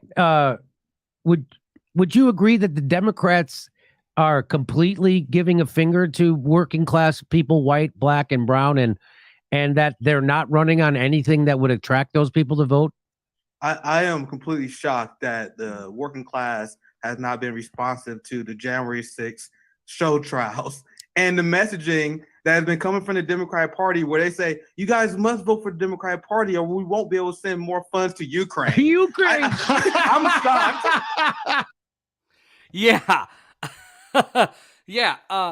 Please help us preserve democracy by sending money to Ukraine instead of helping you. You know, the homeless population. You know, those without health care. You know, kids who are in poverty. You know, all of those guys. Hey, but we want to help Ukraine. We don't want to help you. Hey, but vote for us. Oh, and by the way, the January 6th bullshit that, oh my God, it's treason. Oh my God, look what that guy did. Oh my God, oh my God, oh my God, oh my God, oh my God, oh my God, oh my God. If that was so bad, why did the American people not go support you in the polls? Why didn't they? Why is it that Catherine Cortez Masto and Adam Frisch and Raphael Warnock and Steve Sisolak and a few others are why are they waiting to see if they win or not against Republicans? Why did Tim Ryan lose against J.D. Vance? Why did Charlie Crist lose against Ron DeSantis? One, he was never going to win. Two, he wasn't a good candidate. He was a Biden Democrat. Why? I really have to wonder, right? Like it's amazing, amazing.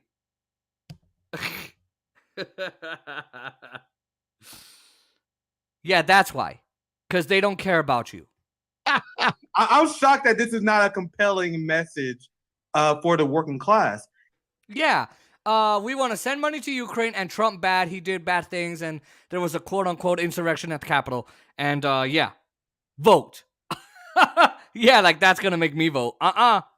And you brought something I found interesting regarding Latino voters. I see a lot of people talk about this, and I've seen a lot of liberal pundits purposely get this wrong. There was a segment I saw, I think it was Morning Joe, where they were talking about the Latino vote, and they had some correspondent talking to Latino voters, and they're like, well, we were talking to Latino voters, and the reason why they shifted from the Democratic Party because they don't believe the Democratic Party had their best intentions in mind. They using terms like Latinx and using woke ideology, even though they know that the Democratic Party did not have the best intentions at heart. And then when asked what they are focused on, they said they want a party that will address their material needs. Oh, man. Let me finish pouring this soda. Huh. That focus group said exactly what we say on this channel. Can you believe that? They want someone that'll improve their material lives. They're being racist, they're being Trumpists, they're being Russian agents, neo-Nazis, xenophobes, homophobes. They're up, but they're Latinos. And Latinos are saying, la gente latina están diciendo que el party de los demócratas no están haciendo nada para ellos y sus niños, el futuro de sus niños y sus hijos. That's what's happening. They're not doing anything for us. We want you to improve our material lives, and the January 6th committee crap doesn't help us. It doesn't make a difference in our lives. We don't give a shit about it. But we want you to improve our lives. And by the way, stop using, for those of you who think that Latinx is actually accepted in the Latino community, it's not. It's these woke-ass liberals trying to say, oh, we're going to be more inclusive. That's why we have la gente latina. Somos latinos. La comunidad latino. Latino America. Like, are you serious? They're trying to mess with our language. Latinx, my ass. Nobody's. We are Latinx. No one says that. Fuck off. Improve our lives. That's what they're saying. I feel like I'm going crazy on my channel saying, oh, we want you to improve our lives. And that focus group said, yeah, we want you to improve our lives. And Democrats are going, so they want us to be woke. Huh. Not call them Latinx and other nonsense. In fact, when they do that, and I can speak as well as people in the Black community who don't fall for this, it seems like you're pondering. You actually lose support, and you get an eye roll from a lot of these people. And this is what the Democratic Party has done. You can do some cringe stuff like that if you're providing for the working class and people can ignore it. Yeah. But if you're doing nothing but cringe ideology while propping up Wall Street and promoting endless war, it will 100% fall flat. That's right. I have a friend named, I can't name her for purposes of privacy, but we go to college together, and she asked me to do some interviews for her. I can't speak. I said, sure. And she said, what do you think of the term Latinx? I made this disgusted face, and she just laughed. Don't call me Latinx and this and try to put your bullshit woke ideology on me if you're not going to improve my lives. Because all you're doing is, like Nick Cruz said, you're propping up Wall Street, you're propping up Goldman Sachs, you're doing endless war in Ukraine and Yugoslavia and Africa, the Sudan and Somalia and Yemen, all these things, Iraq, and you're trying to invade Iran already, you're trying to overthrow Venezuela's government. Syria, Libya. Libya's being bombed again, by the way, by Joe Biden. You guys keep doing all those policies, but you won't help us. Maybe we'll just ignore your dumbass woke ideology and not give you that eye roll if you help us. Maybe. I'm just some American. I don't know what I'm talking about. But that's what my Latino community thinks. This article goes in to talk about how the Democratic Party's downturn all started with Hillary Clinton's campaign. And they talk about how Hillary Clinton was the one who decided to abandon economic and material gains for voters and go 100% ID politics because she was running against Bernie Sanders. And instead of running against his economic populism, she decided to go totally identity politics, right? During the primaries, facing a stiffer than expected challenge from Bernie Sanders, Clinton elected to counter his class-oriented populist economics by flanking him on the left with identity politics issues. For Clinton, turning to identity politics was a way of making Sanders seem out of touch. And then they give you this is her launching her identity politics campaign against about an economic theory, right? This afternoon. If they deserve it, geez. The jury's still out. What other atrocities would they have to do to deserve it? Tweet a no word? What if the banks tweeted a no word? Would you break them up? How about if they take over hosting the Ellen show and not be nice? How about if they wear an offensive trick or treat costume? Would you break them up then? I know all the outright crimes they commit aren't. What if they didn't use the term Latinx? Would you break them up then, Hillary? Aren't reason enough just to go around breaking up banks willy-nilly. I mean, why would I jail the executives that crashed our market and our world economy? Come on. Why? That's what she's saying. I'm not some naive child, Hillary. I'm just wondering, what would constitute deserving being broken up? Maybe saying, don't say gay? So she says, if we broke up the big against the LGBT, it would go a long way to solving all those problems. How everything and once she accomplished screwing rebuke of Trump on what's wrong with the Democratic Party. They run on identity politics instead of running on making your life better. They just did it again. They had to run on saving democracy instead of saving your healthcare payments or saving your retirement or saving your living wage or saving your student debt or saving nothing. That's right. They didn't save you from having to pay high deductibles and high copays and out-of-pocket expenses and having to fight with your union for higher wages and, solving our homeless crisis or saving you from student debt. Or they didn't materially improve your lives, make housing more affordable. They didn't do anything for you. Saving democracy? Why don't you save our ass? And then we'll fall for your bullcrap democracy and all that bullcrap. I'd love to have $20 million in the bank and go, yeah, we need to improve democracy. Yeah, they didn't save anything. And that they didn't even run on economics.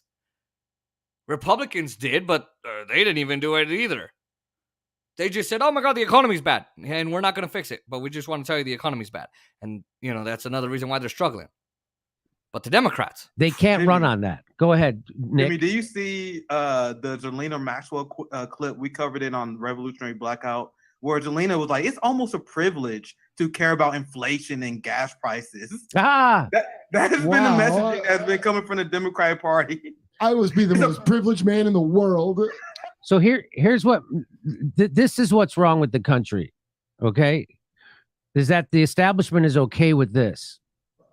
That's good because I work 3 jobs and I feel like I contribute. You work 3 jobs. 3 jobs, yes. Uniquely American, isn't it? I mean, that is fantastic that you're doing that. No.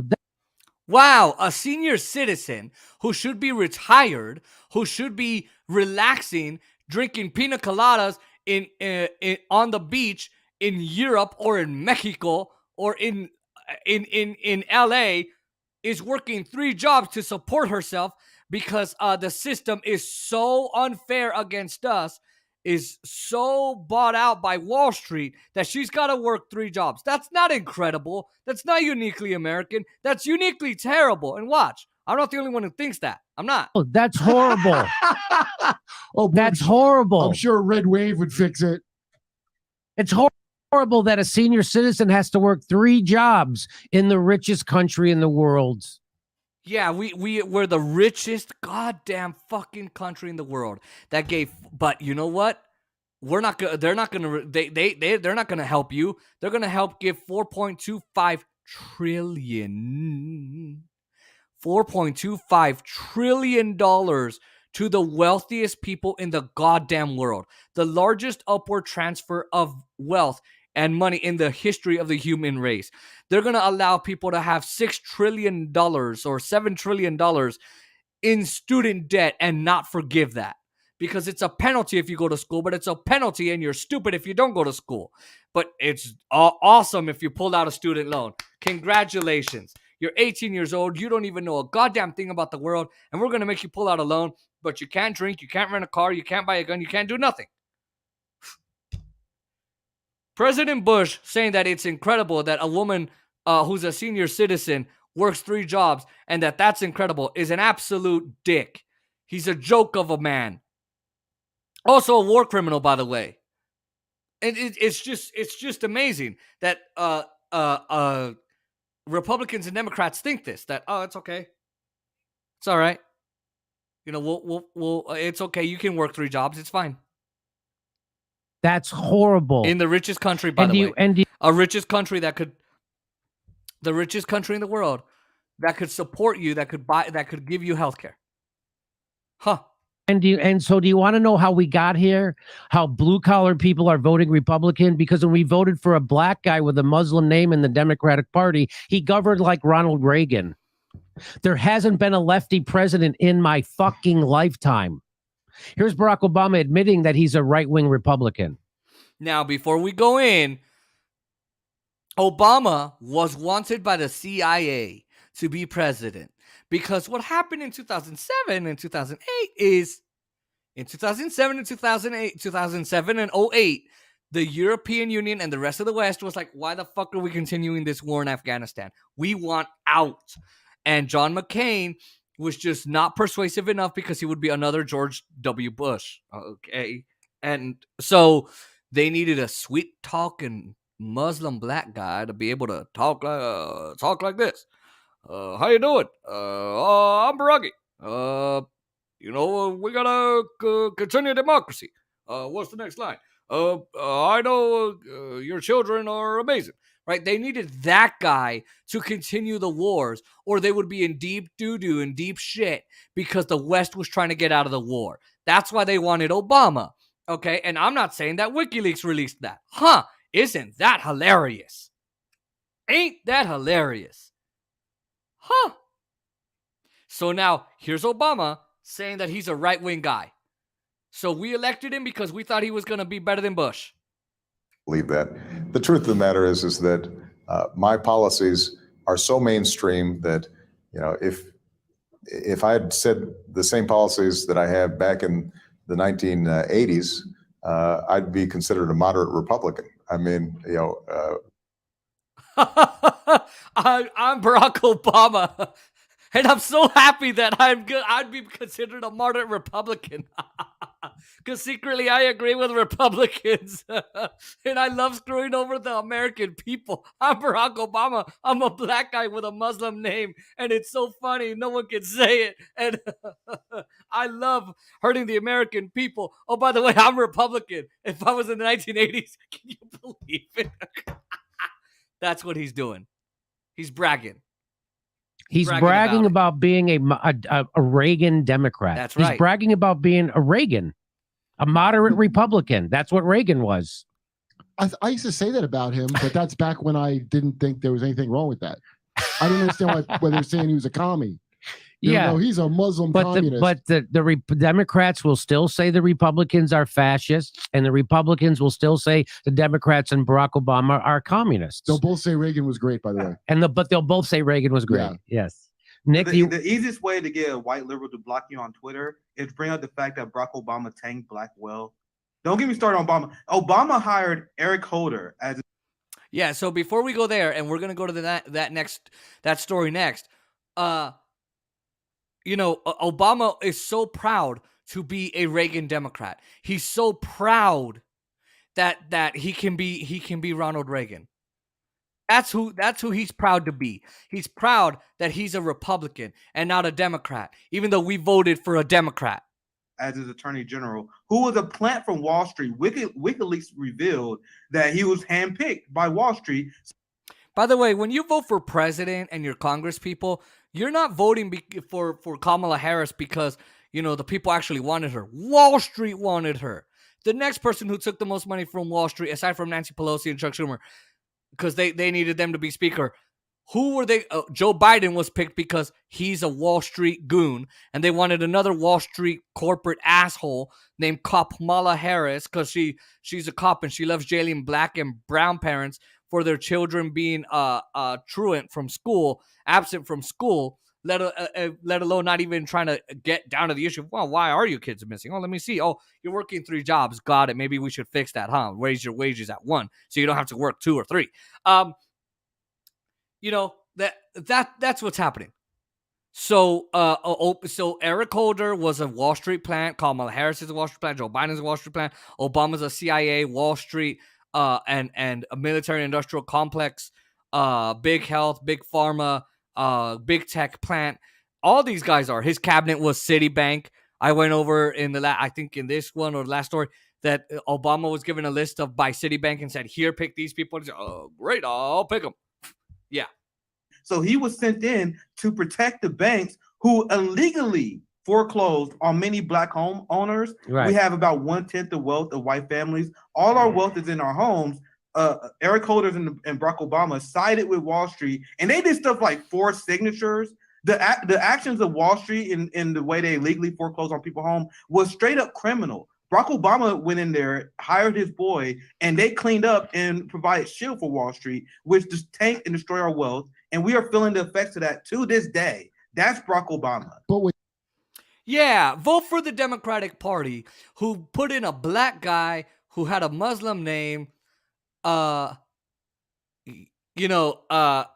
a funny name, and he had a guy planted by Wall Street as his attorney general who didn't prosecute the banks. Instead, they both sided with the banks, allowed them to do forced signatures, allowed them to do credit default swaps, allowed them to do discriminatory and illegal practices against black and brown people, but especially the African American community, and decreased the wealth of the black community by taking them out of their homes and letting them foreclose on their homes. Oh, gee, I wonder. And then the banks, as we'll go over in the next story, actually get money from that.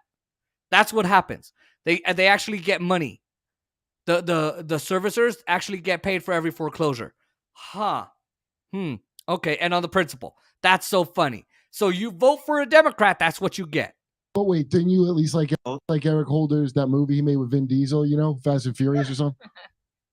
I don't get that joke. Operation Fast and Furious. Oh, I get it now.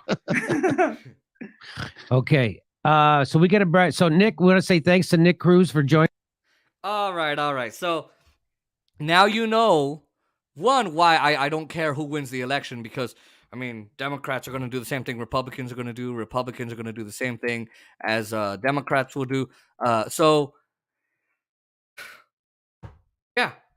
Obama did all of that. Hillary Clinton and the Democrats abandoned the working class, and now you see why they're losing Latino voters, why they're gaining white college-educated voters, but they're losing non-white working class voters and white working class voters.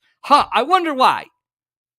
So maybe it's because all they do is they prop up Wall Street and the war industry, and then they say F you and put the middle finger up like this to you to tell you we don't give a fuck about you, but we still want you to put us in power because there's only so much 500 billionaires can do. We can't multiply them by 80, or 8,000 to at least help us out.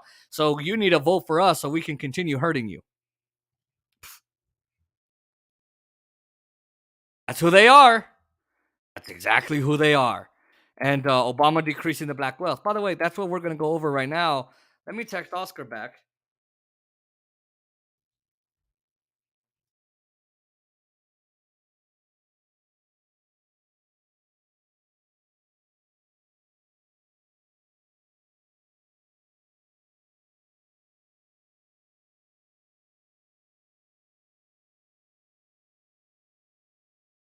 Just texting Oscar Montiel. So check if I have any more messages. Let me go grab this next thing.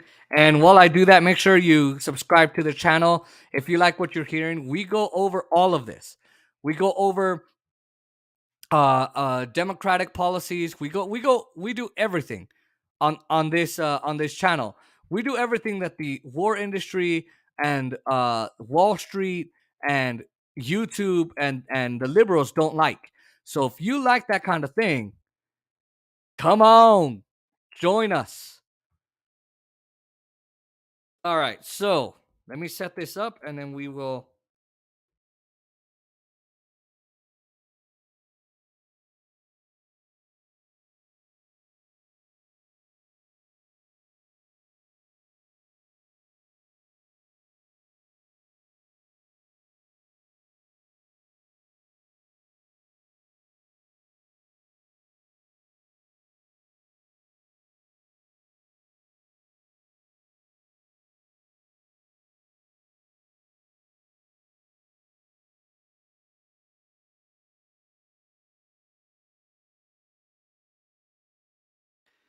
All right.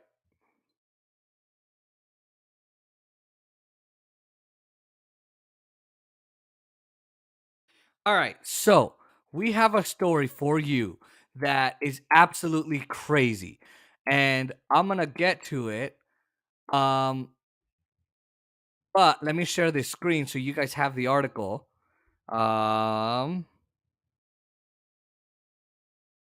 Oscar, I wish you could see so you could tell me if they can read it, but that's fine. They can hear me read it. All right, so share screen. Here, we'll go here.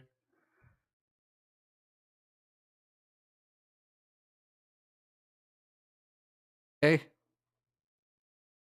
All right, so Gavin Newsom just recently won his election. Now, a lot of people thought he wouldn't. And they thought he wouldn't because Gavin Newsom's a piece of shit. That's what he is.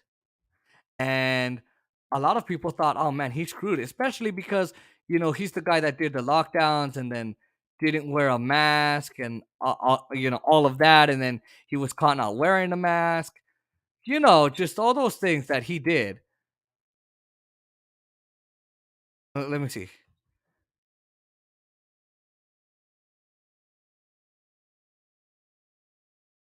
All right. So, let me answer this message.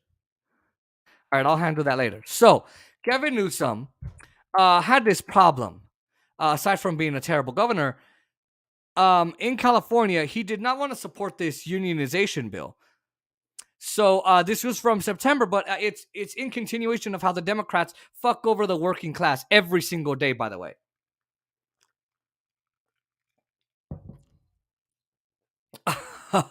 You know what? I'm going to read this conversation with me and my brother. So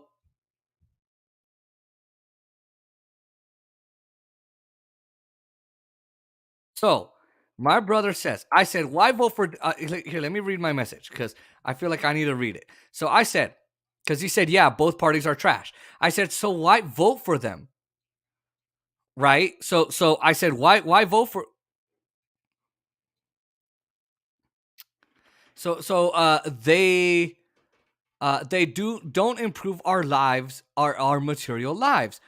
And my brother says, it's not about voting for Democrats because they might fix things. It's about stopping Republicans from destroying everything until we can save ourselves. Wow. Putting a Democrat in is a slow death, where a Republican is a quick death, and we have to choose. This can't get more dumb. All right, let's continue this. So, in September, it says Governor Gavin Newsom says that in its current form, he does not support a united a United Farm Workers backed bill that supporters say would give farm workers more opportunities to vote in union elections. However, the office is still in negotiations.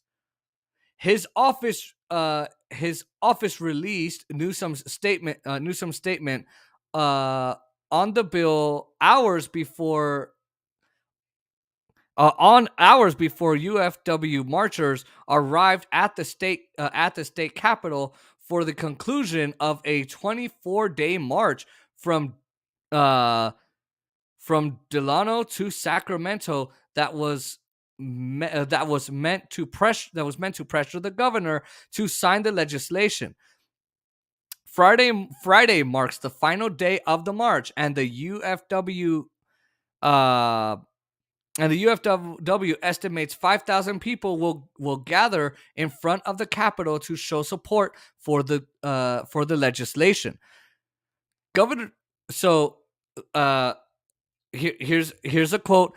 Governor Newsom is eager to sign legislation that expands opportunity for agricultural workers to come together and be represented, and he supports changes to state law to make it easier for these workers to organize.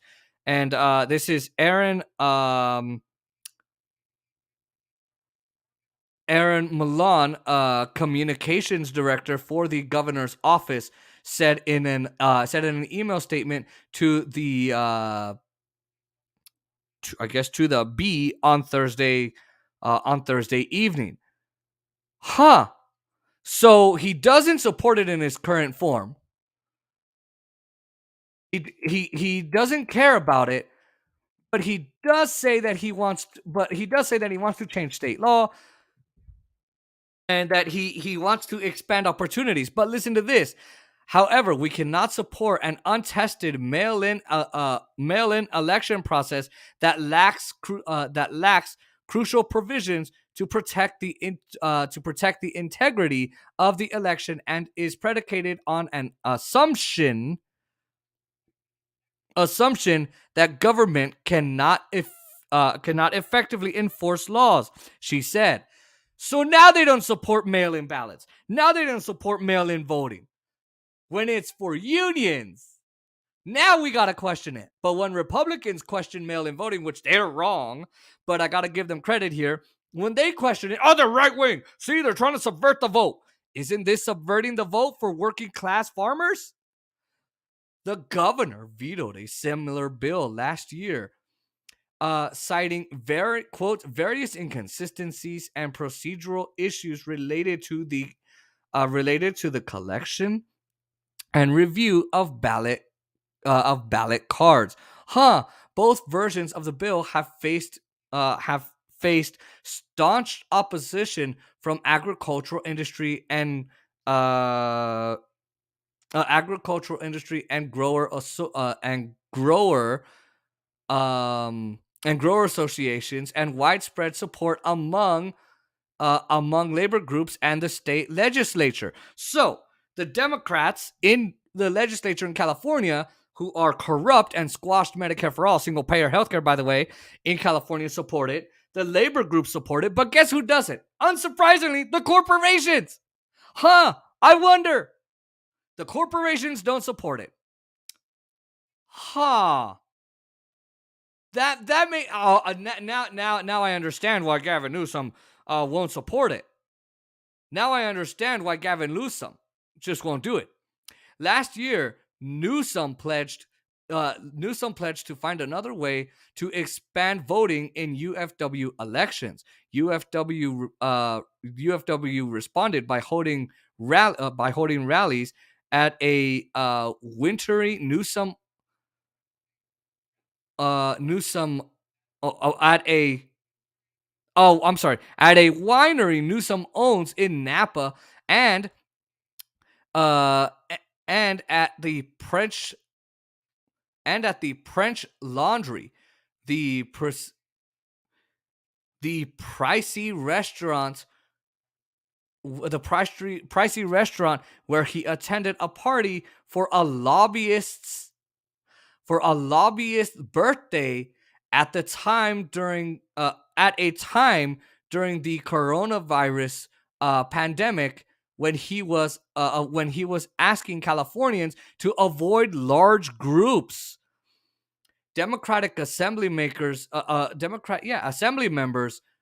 Mark Stone from from Santa Cruz, Ash Cara from the San Jose area, and Eloise.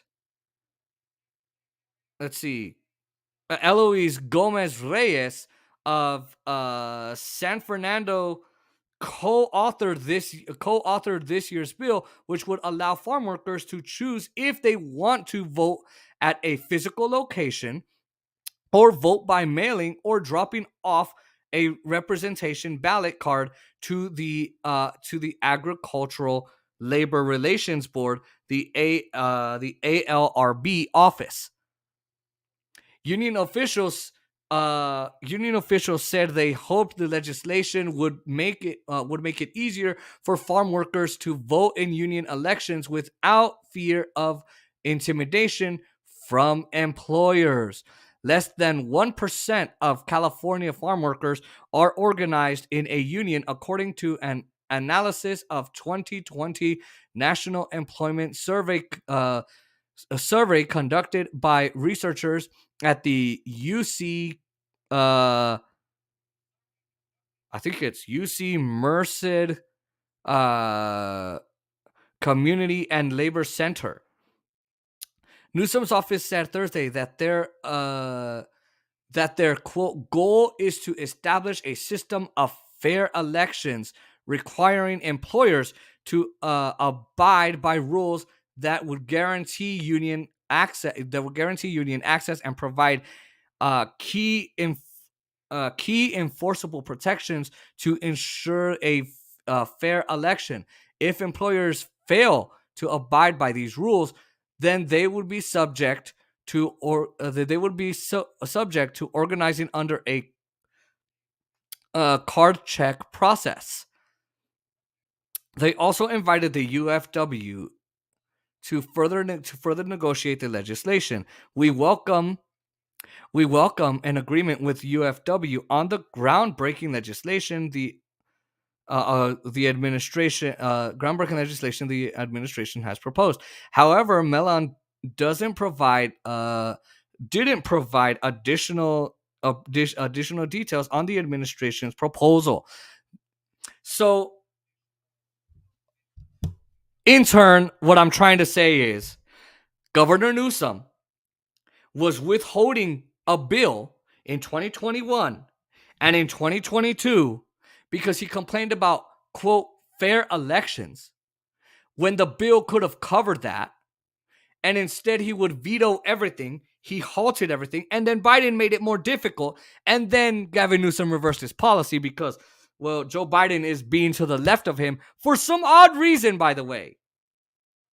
So, when my brother was saying, oh, we have to stop Republicans from killing us, and we have to save ourselves, and it's a slow death compared to a quick death. Bullshit. It's all bullshit. Because Governor Newsom does not care. He doesn't give a damn. I'm deadly serious. But hey, it's fine. At least people will still safeguard democracy, and they'll keep voting for Democrats, and Democrats will still keep getting the Democrats will still keep getting the entire House and the entire Senate, without doubt. By the way, it's okay. People don't care about anything but democracy. They don't. All right. We're going to take another quick break, and we will be right back.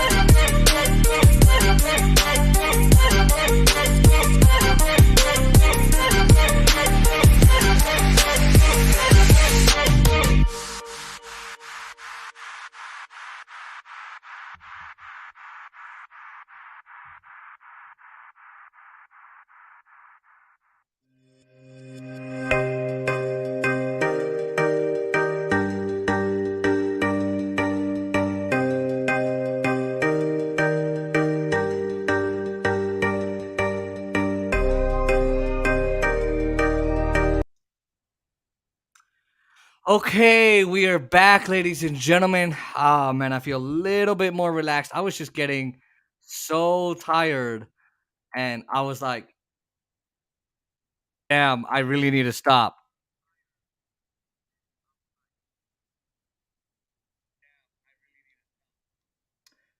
But make sure you like, comment, share, and subscribe. It really would help this channel out a lot if you could subscribe to the channel. Get us more likes, get us more views, of course. That would really help us out a lot. So thank you to those of you that have. Thank you to those that have been watching. Oscar for giving us tens of thousands of views. Thank you. Uh, so, we got another story to cover. This one's a doozy.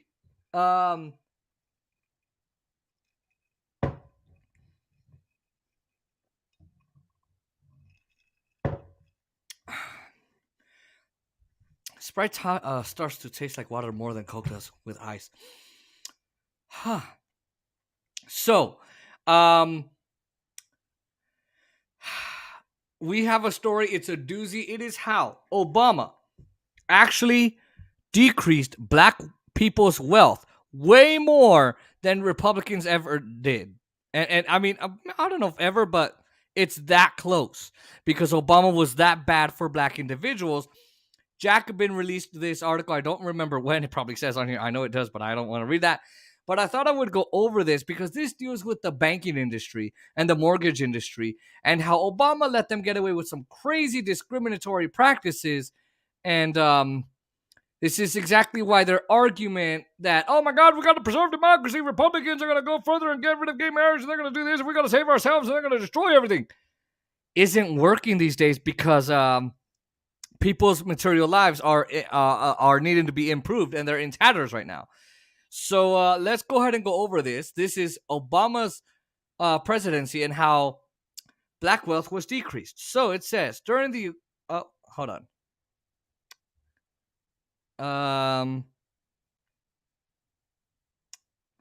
All right.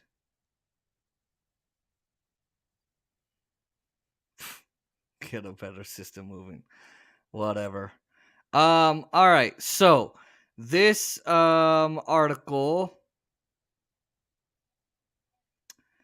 Let's do this. Okay. The Obama presidency was a disaster. The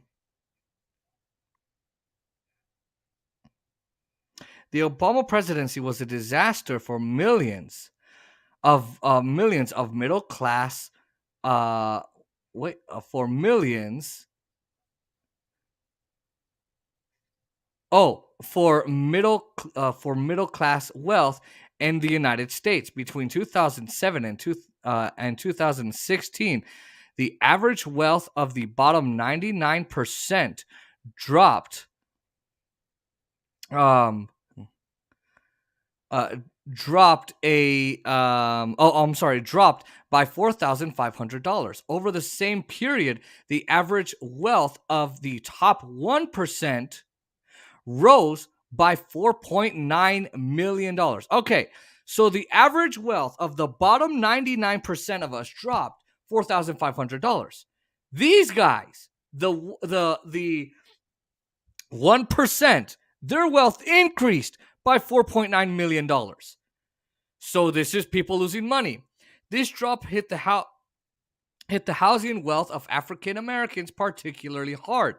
Outside of home equity, black wealth recovered its 2007 level by 2016, but average black home equity was still $16,700 lower. Much of this decline, we will argue, can be laid at the feet of President Obama. His housing policies led directly to millions of families losing their homes. What's more, Obama had the power, money, legislative tools, and legal leverage to sharply ameliorate the foreclosure crisis. he chose not to use it. So Obama had the chance to stop the foreclosure crisis. He had the chance to stop black people from losing their homes. And he had the power to do it. He had the entire legislative branch. He had the legal remedy to do it.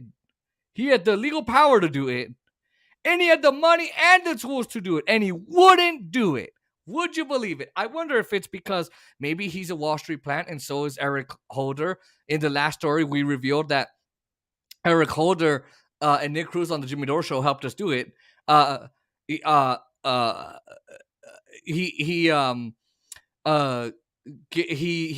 Holder was a plant from Wall Street, and he sided with the banks. So they made a program designed to fail. After the 2008 collapse, the Wall Street banks that caused the crisis got spectacular sums in the form of trouble asset self package TARP and discount loans from the Federal Reserve. According to one estimate, they received a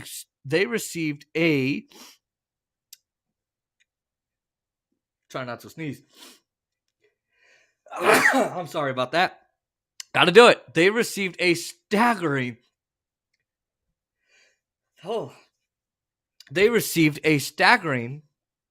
$29 trillion in cash and loans. I wonder why I'm sneezing. They received a staggering $29 in cash and loans. For homeowners, the largest source of potential relief of relief was, ironically, that same bank bailout, which contained an unspecified appropriation to prevent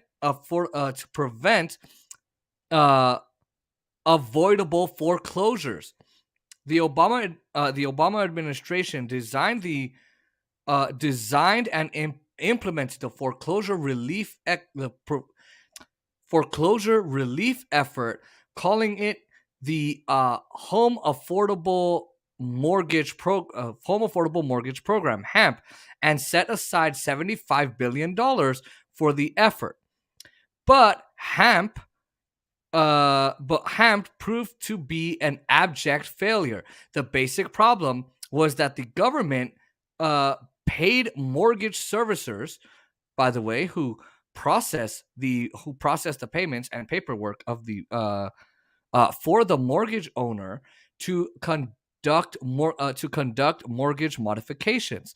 Servicers have an incentive to keep people paying on a high principal, since they receive a percentage of the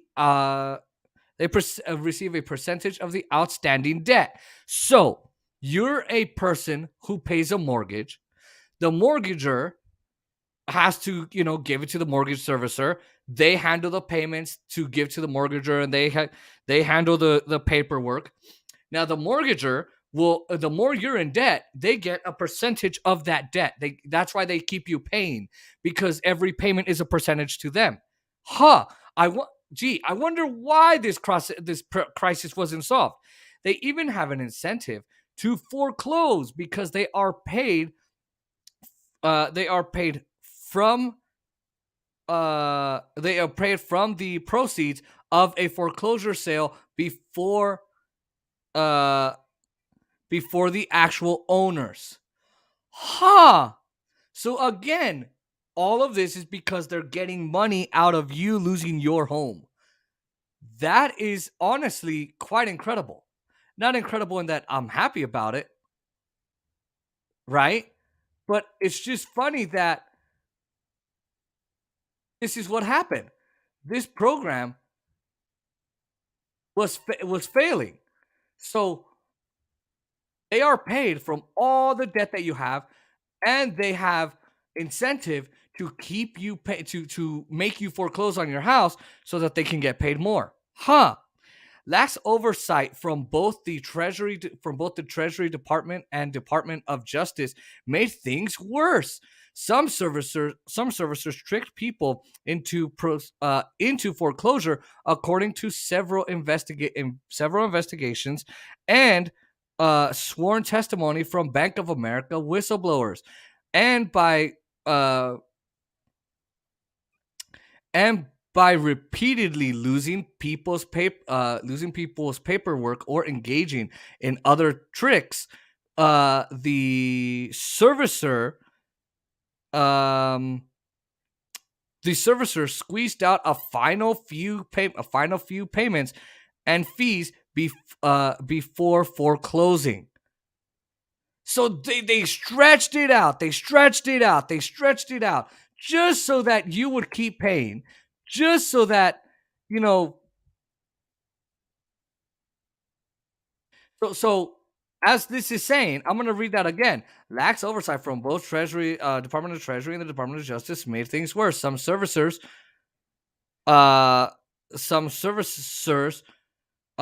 tricked people into foreclosure, according to several investigations and sworn testimony from Bank of America whistleblowers, and by repeatedly, quote, losing people's paperwork or engaging in other tricks. The servicer squeezed out a few final payments and fees before foreclosing.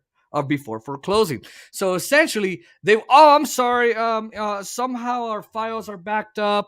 I'm sorry. We're gonna have to send you the paper. Oh my God, we're just a bad company. And people would get so frustrated, but they can't give up their house yet. They still have a debt to pay off. And oops, they foreclosed. But just before they foreclosed, they squeezed out a few more bucks out of the people. Oh my. Okay. This kind of chicanery was illegal and also violated the administration's rules, but they didn't bother to seriously investigate servicer abuses. The Treasury Department didn't even permanently claw back a single one of its payments to abusive servicers. So they stood by, they let it happen. Now, why did they not collect those payments? So it says, Neil Barofsky, the bailout inspector general, later testified that protecting the banks was the actual goal. So instead of supporting the working class, the African American families who were affected, the people that don't have billions of dollars in the bank, that don't own a hedge fund, are not executives at some big oil company or big Wall Street bank, instead of helping them, their goal was to protect the banks at all costs, including the workers. The administration's aim was to foam the runway for the banks, as Borowski witnessed Tim Geithner tell Elizabeth Warren. So foam the runway. You know what happens when they foam the runway for a plane? It's so that the plane won't catch on fire. It's so that the passengers can be safe. But in this way, it's even more twisted, because what they do is they foam the runway, quote, foam the runway, so that the banks won't lose any coverage. The banks won't lose their shit. The banks won't fail. So screw you, Americans. We don't want the banks to fail. That's what they're saying here. You can lose your house. You can lose your financial stability. You can live on the streets and still owe us money. But hey, at least we protected the banks. HAMP failed, in other words, because it was not designed to help homeowners. It was meant to protect the banks. Huh? Isn't that funny? Now, what happened? As a result, in many cases, HAMP actively enabled foreclosure. Its redefault rate, the fraction of people who got a modification and later defaulted out of the program, was 22% as of 2013. So this might have been, only about 15 only about $15 billion of the original $75 billion appropriation was spent by mid 2016. So only $15 billion. Only. So $60 billion just gone, just like that. We don't know where it went. Oops, unaccounted for. Oh, it went into the pockets of the big banks and the big bank executives. Huh. Out of an initial proposed 4 million mortgage modifications, itself a dramatic estimate, by the end of 2016, only 2.7 million had even been started. So wait, hold on. So by the end of 2016, only 2.7 million had even been started. So this program was in 2009, and it took 8 years to just start 2.7 out of 4 million. Estimated. Wow. Out of that number, only 1.7 million made it to the permanent modification, and out of those, 558,000 eventually washed out of the program. So it just got worse and worse and worse. Only 2.7 million, then 1.7 million actually got in, and then 558,000 actually washed out.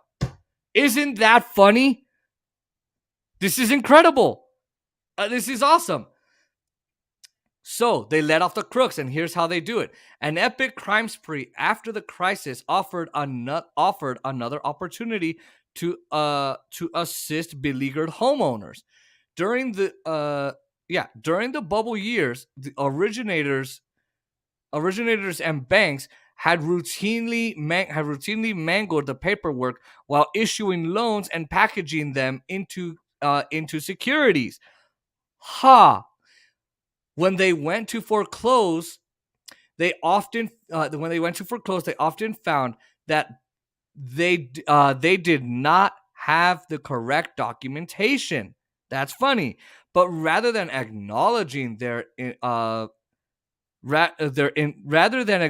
indiscretions, financial institutions paid large teams of entry-level employees to commit document fraud on an industrial scale, forging signatures, falsely notarizing documents, and or falsely attesting to personal knowledge of large mortgage files hundreds of times per day. So this is what Nick Cruz was talking about, where they were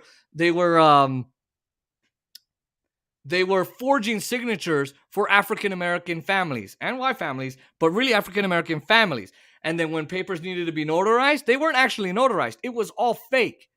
And they had no personal knowledge of mortgages and mortgage files and packaging and any of that. They had none.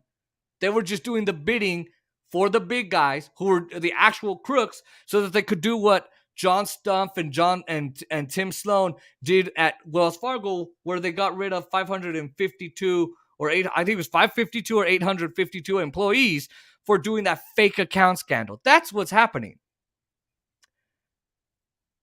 This as the so-called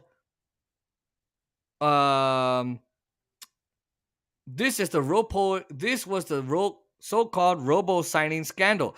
These document problems eventually came to the attention of law enforcement. 49 state attorneys general, the District of Columbia, and the Department of Justice banded together in a lawsuit, which resulted in a $26 billion joint settlement between them and the 5 largest servicers. So you lost all of that money. You lost your homes. You were mangled with. They purposefully lost your paperwork. They purposefully foreclosed your houses. And all they had to pay was $26 billion. And by the way, it eventually got to law enforcement. Eventually.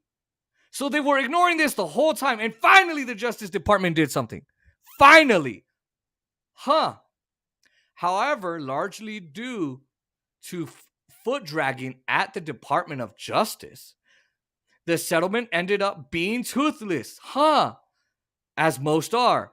Much of the cash went to short sales, simply selling an underwater home instead of principal reductions, or to other weak relief. Servicers even received roughly $12 billion in credit for waiving outstanding debts from short sales in states where such a waiver is already legally mandatory.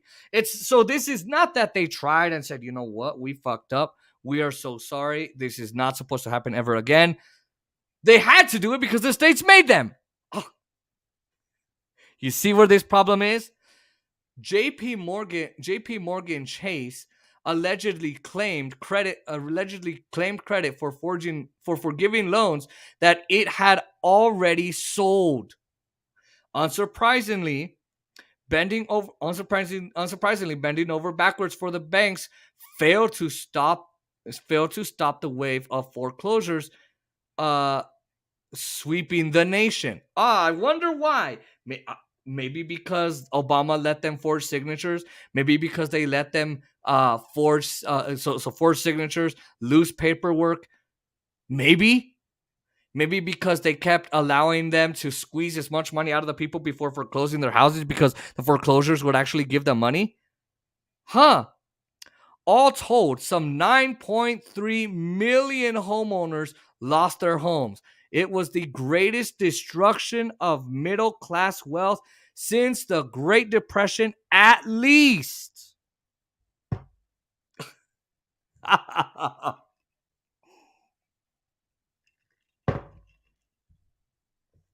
Don't you find that interesting? That the Democrats were supposed to come into power after Bush fucked everything up. And the Democrats helped Bush give Wall Street a bailout in 2008, by the way. They were supposed to stop foreclosures, fix the housing market, make housing more affordable, and solve the world market crisis. And instead, they made it worse, because the program was originally built to fail anyway. And yet, all of these illegal activities we've laid out here made 9.3 million people lose their homes. The biggest decrease in wealth, destruction of the middle class since the Great Depression. But look, the black wealth was even more destroyed. Even before the crash, decades of discriminatory policies had depressed African American housing wealth. Let's see, New Deal federal housing subsidies, the block of the post-war middle class, largely locked out African Americans. Racist housing covenants forbade neighborhoods from selling or renting to black families. Back up by threat of riot. Black families that could buy were often brutally exploited by contract sellers. The mortgage bubble fostered similar abuses. Originators looking for anyone to take subprime mortgages. They're looking for victims. Handed them out to disproportionately black lower class people, and steered black middle class families who would have qualified for ordinary mortgages into subprime loans as well.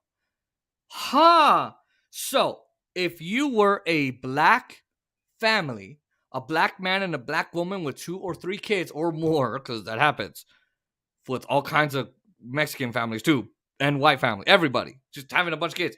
But if you're a black man and a black woman with children, and you could afford a regular mortgage, but you were in the lower class of the United States, you were illegally discriminated against and sold subprime mortgages.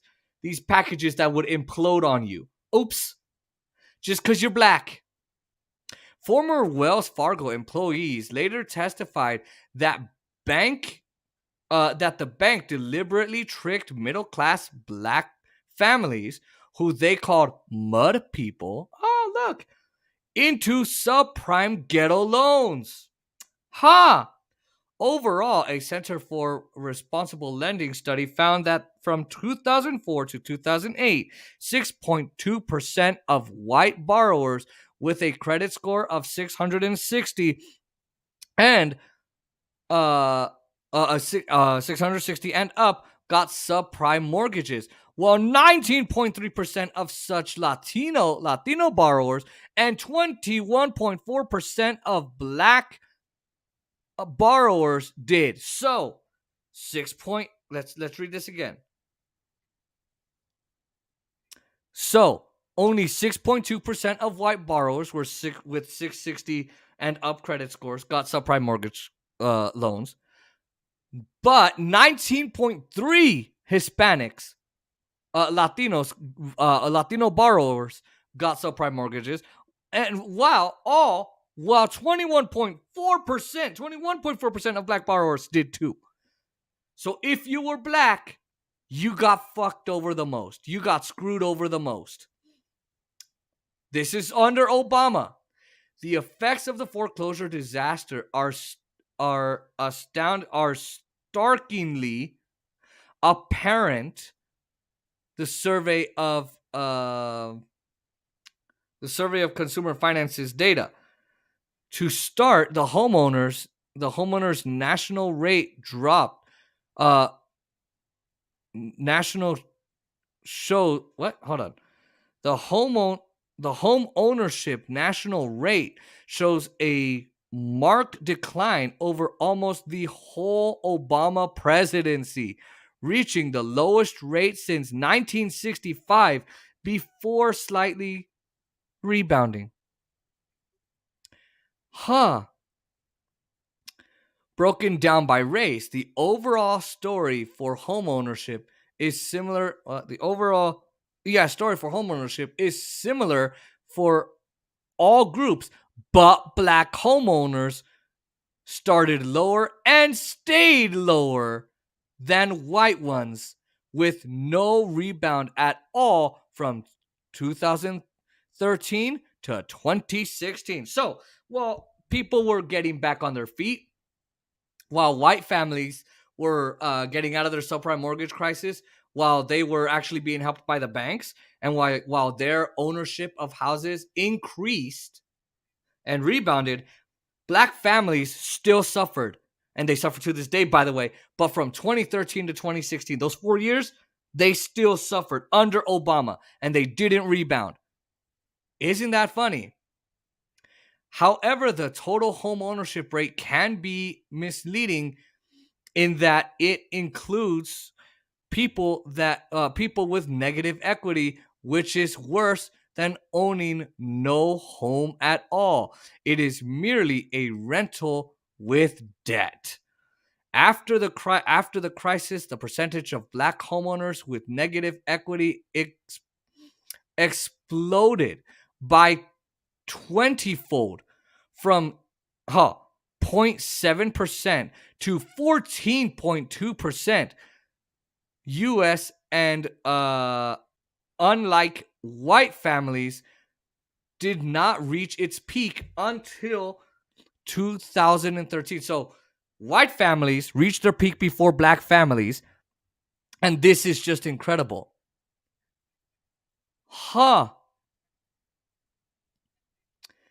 So this article goes on to examine home equity by race, and it's really crazy.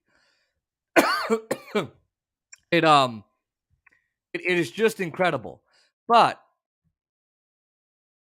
this is I say this all the time, and a lot of people get mad at me when I criticize the Obama administration, when I criticize the Democrats, and why vote for Democrats. Well,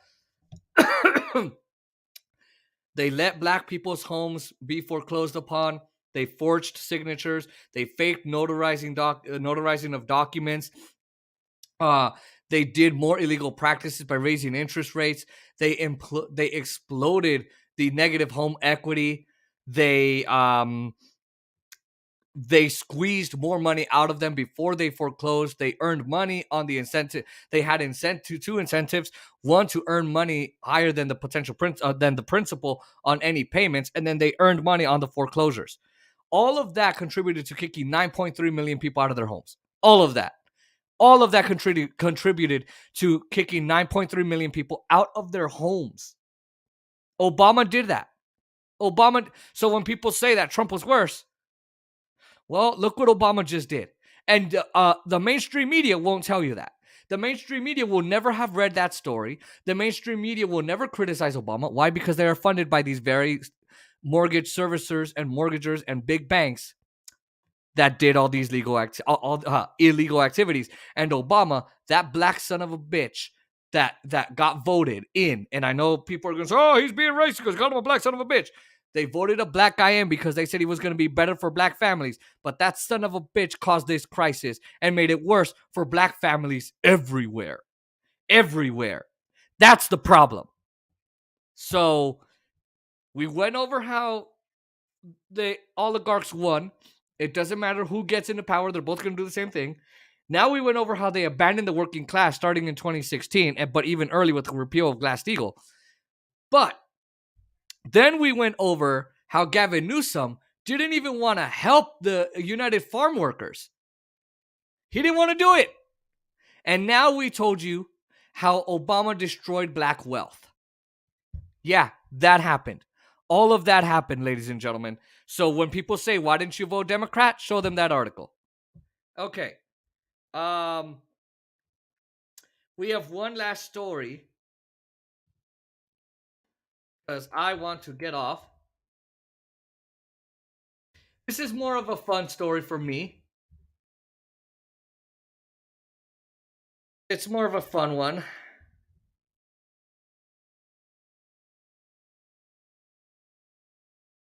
All right, hold on a second. Let me text Oscar.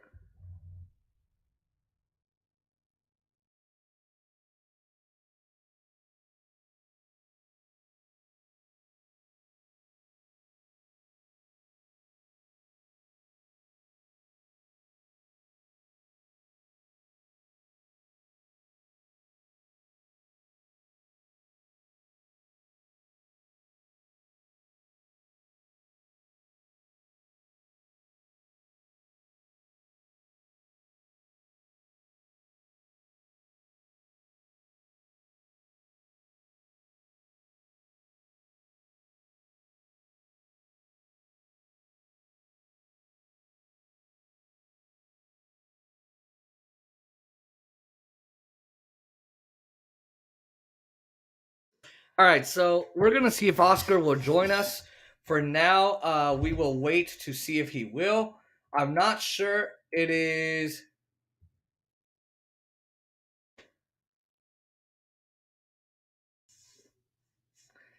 It is 12 over there. I don't think he will. So we will just enter a couple messages real quick.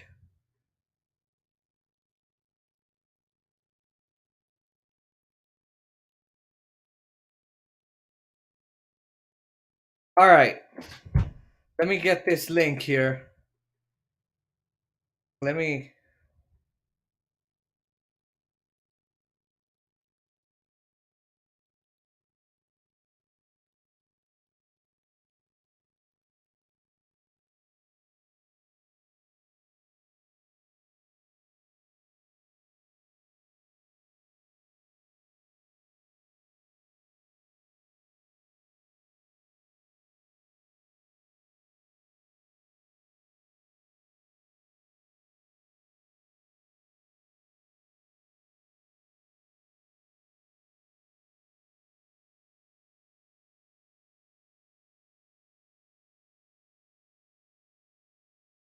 We will do this story in a little bit.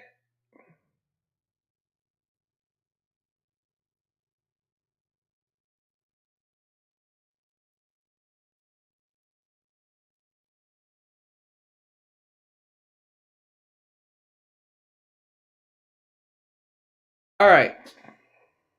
Since I guess Oscar won't join, this is a shorter story, much shorter. Everything we've done has been pretty long, except the union one. That was pretty short. Take a drink.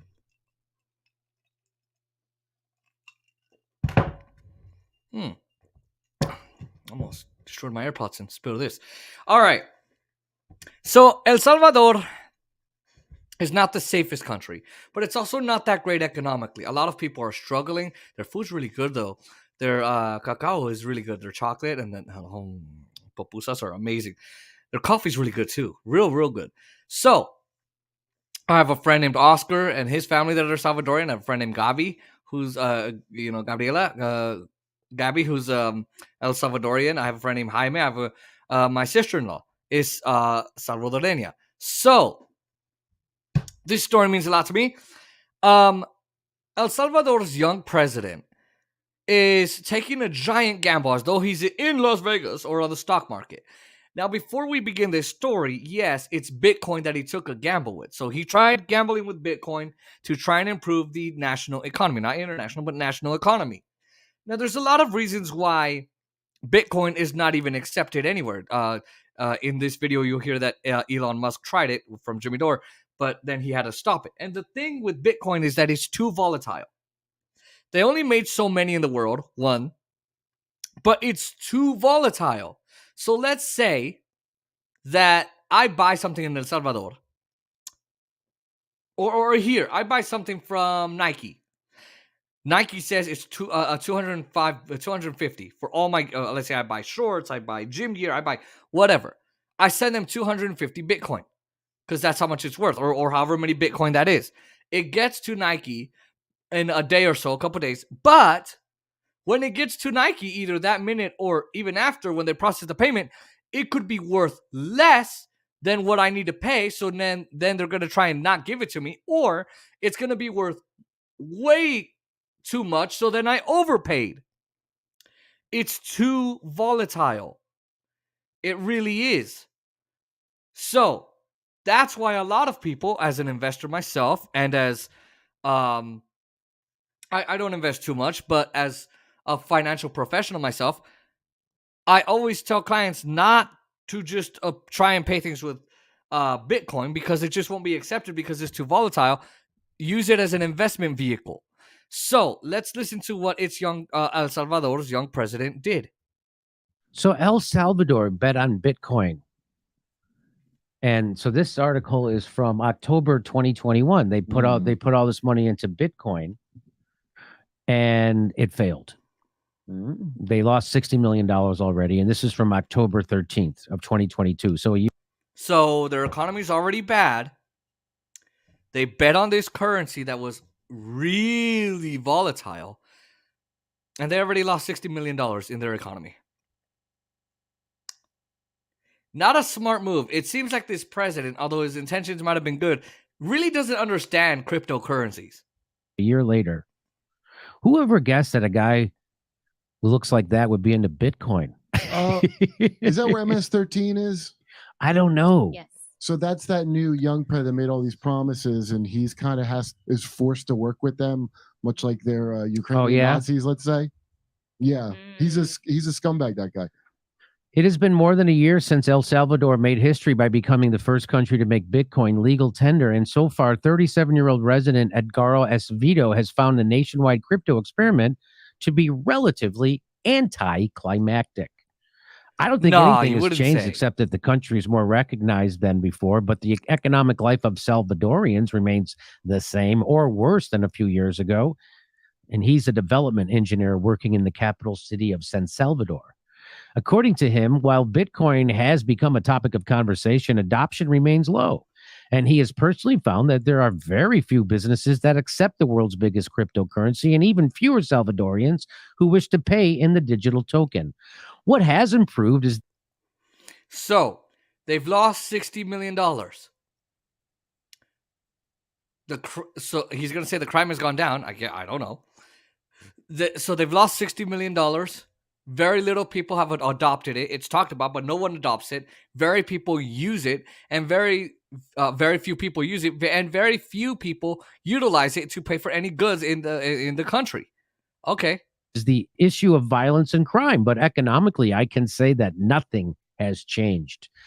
So he's saying, because I know I cut it off, I should have just let it go, but the crime has improved, I guess, or the crime issue has improved. But when you look at the national economy, people are still poor in El Salvador. People still can't afford to even live there. It's still very poor, even with this new gamble. And here's their, that's what happened. Bitcoin, look at that. It's going straight down. Look at that. Wow. Boom. Boom. Also, violence and crime. That's all for show. I was watching the whole thing about it. MS-13 Oh, really? turns the crime down a little bit, and then when they want to show who's boss, they turn it up again. Really? Yeah, there's a whole. You look it up. It's interesting. It has been. Yeah. Fine. Let the economy fucking fall. And then I'll come back and continue my crime. But look at that. Look how far it went down. Crazy. A rocky time with the project not living up to the grand promises made by the country's popular and outspoken Nayib Bukele. The use of Bitcoin in El Salvador appears to be low, as the currency has lost about 60% of its value since the experiment started, and the country still faces plummeting economic growth and a high deficit. So the currency itself loses 60% of its value. And the president of El Salvador, the president of El Salvador says, yeah, let's totally do this. Amazing.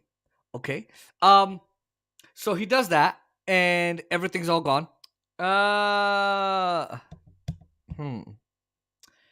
Yeah, that's not a very good idea. Not a very good idea, I must say. So they lose $60 million. No one uses it. No one uses it to pay for things. It's very little people have adopted it. And now it's lost more value. And the economy keeps plummeting. El Salvador's debt to GDP ratio, a key metric used to compare what a country owes and what it generates, it's set to hit nearly an 87% this year, stoking fears that the nation isn't equipped to settle its loan obligations. So it has a debt to GDP ratio of 87%. I don't know exactly what that means. Yeah. Even what that means, and they're going to kind of guess, but what it means is, and this is from what I've looked up, okay? So if there's any economic people, tell me I'm wrong if I am. It means that, again, they just explained it. What you have to what you owe. How much you bring into what you owe. It's sort of like your bank account. A lot of people spend more than they bring in. I'm one of those, okay? So essentially, what's happening is this. 87%. That means that El Salvador has more debt than its initial GDP, meaning they own less money than they have to pay back that debt. That's what that means. Even as it retires. Oh, wait, 87% of its GDP is debt? Is that what it means? I don't know. 87% of its economy. Even as it retires some of its outstanding debts, the country's domestic and multilateral loan obligations pose a real threat, in part because the world's biggest lenders aren't too keen to give cash to a country betting its future on one of the most volatile assets on the planet. Pair these economic woes with a renewed war on gang violence, and the country is barreling towards uncertainty. The government claims the developments as a success, but most local commentators and international watchers are underwhelmed. Well, they're underwhelmed because it's a currency that's so volatile. The loan industry is like, okay, look, I could give the country cash, but how do I know that they're going to pay me back? How do I know I'm not losing money by giving you loans because you need to pay off a bunch of debt? And your country citizens need to pay off debt, but you're forcing them to use a volatile currency. And if they pay me back with that currency, I'm worried that it's just not going to be good because you're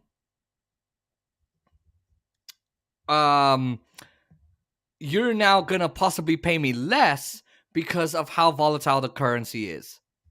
As part of the law, prices are now sometimes listed in Bitcoin. Tax contributions can be paid with the digital currency, and exchanges in the Bitcoin will not be subject to capital gains tax. Really? That's a good. So if you buy some Bitcoin and it goes up in value, you don't have to pay tax on that. So it's that volatile that's not enough of a. So that's them trying to prop it up. Because I would think that would be a real attractive thing. You would think. Yeah. Yeah, as an investor myself, if I can live in a state like Nevada where I don't have to pay a capital gains tax, I'm totally doing it. I'm totally doing it. But they know that it's such a bad currency to invest in or like invest in as a national economy that they're trying to say, look, we won't tax you.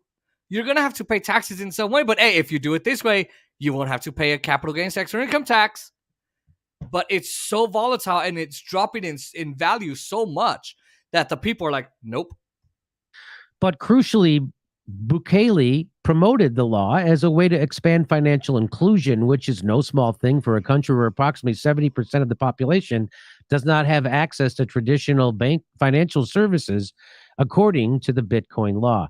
To help facilitate national adoption of Bitcoin, El Salvador launched a virtual wallet called Chivo, Salvadorian slang for cool, that offers a no-fee transactions, allows for quick cross-border payments, and requires only a mobile phone plus an internet connection. This seems pretty good.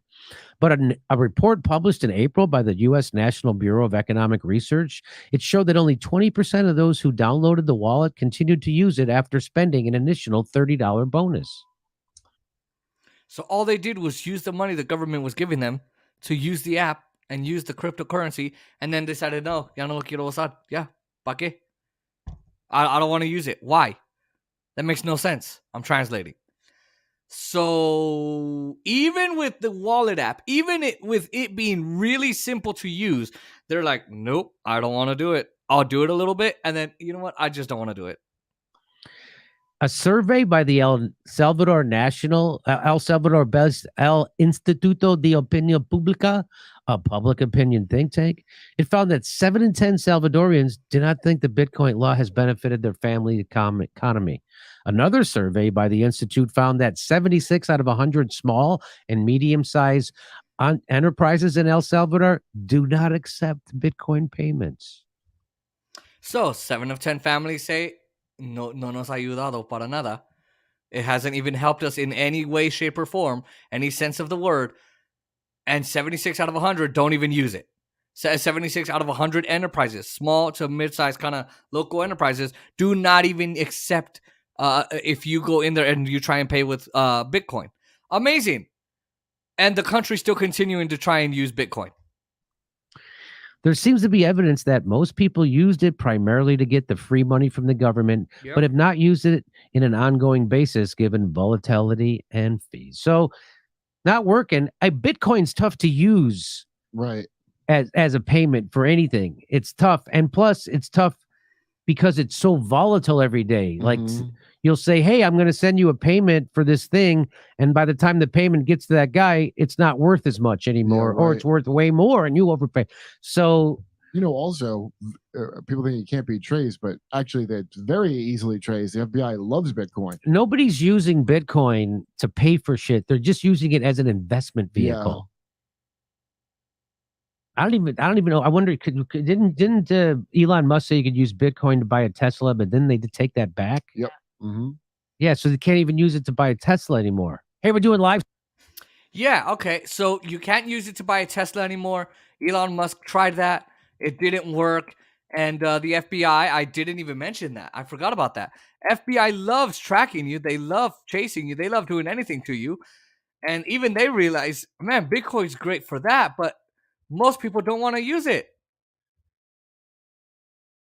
They don't want to use it. Huh.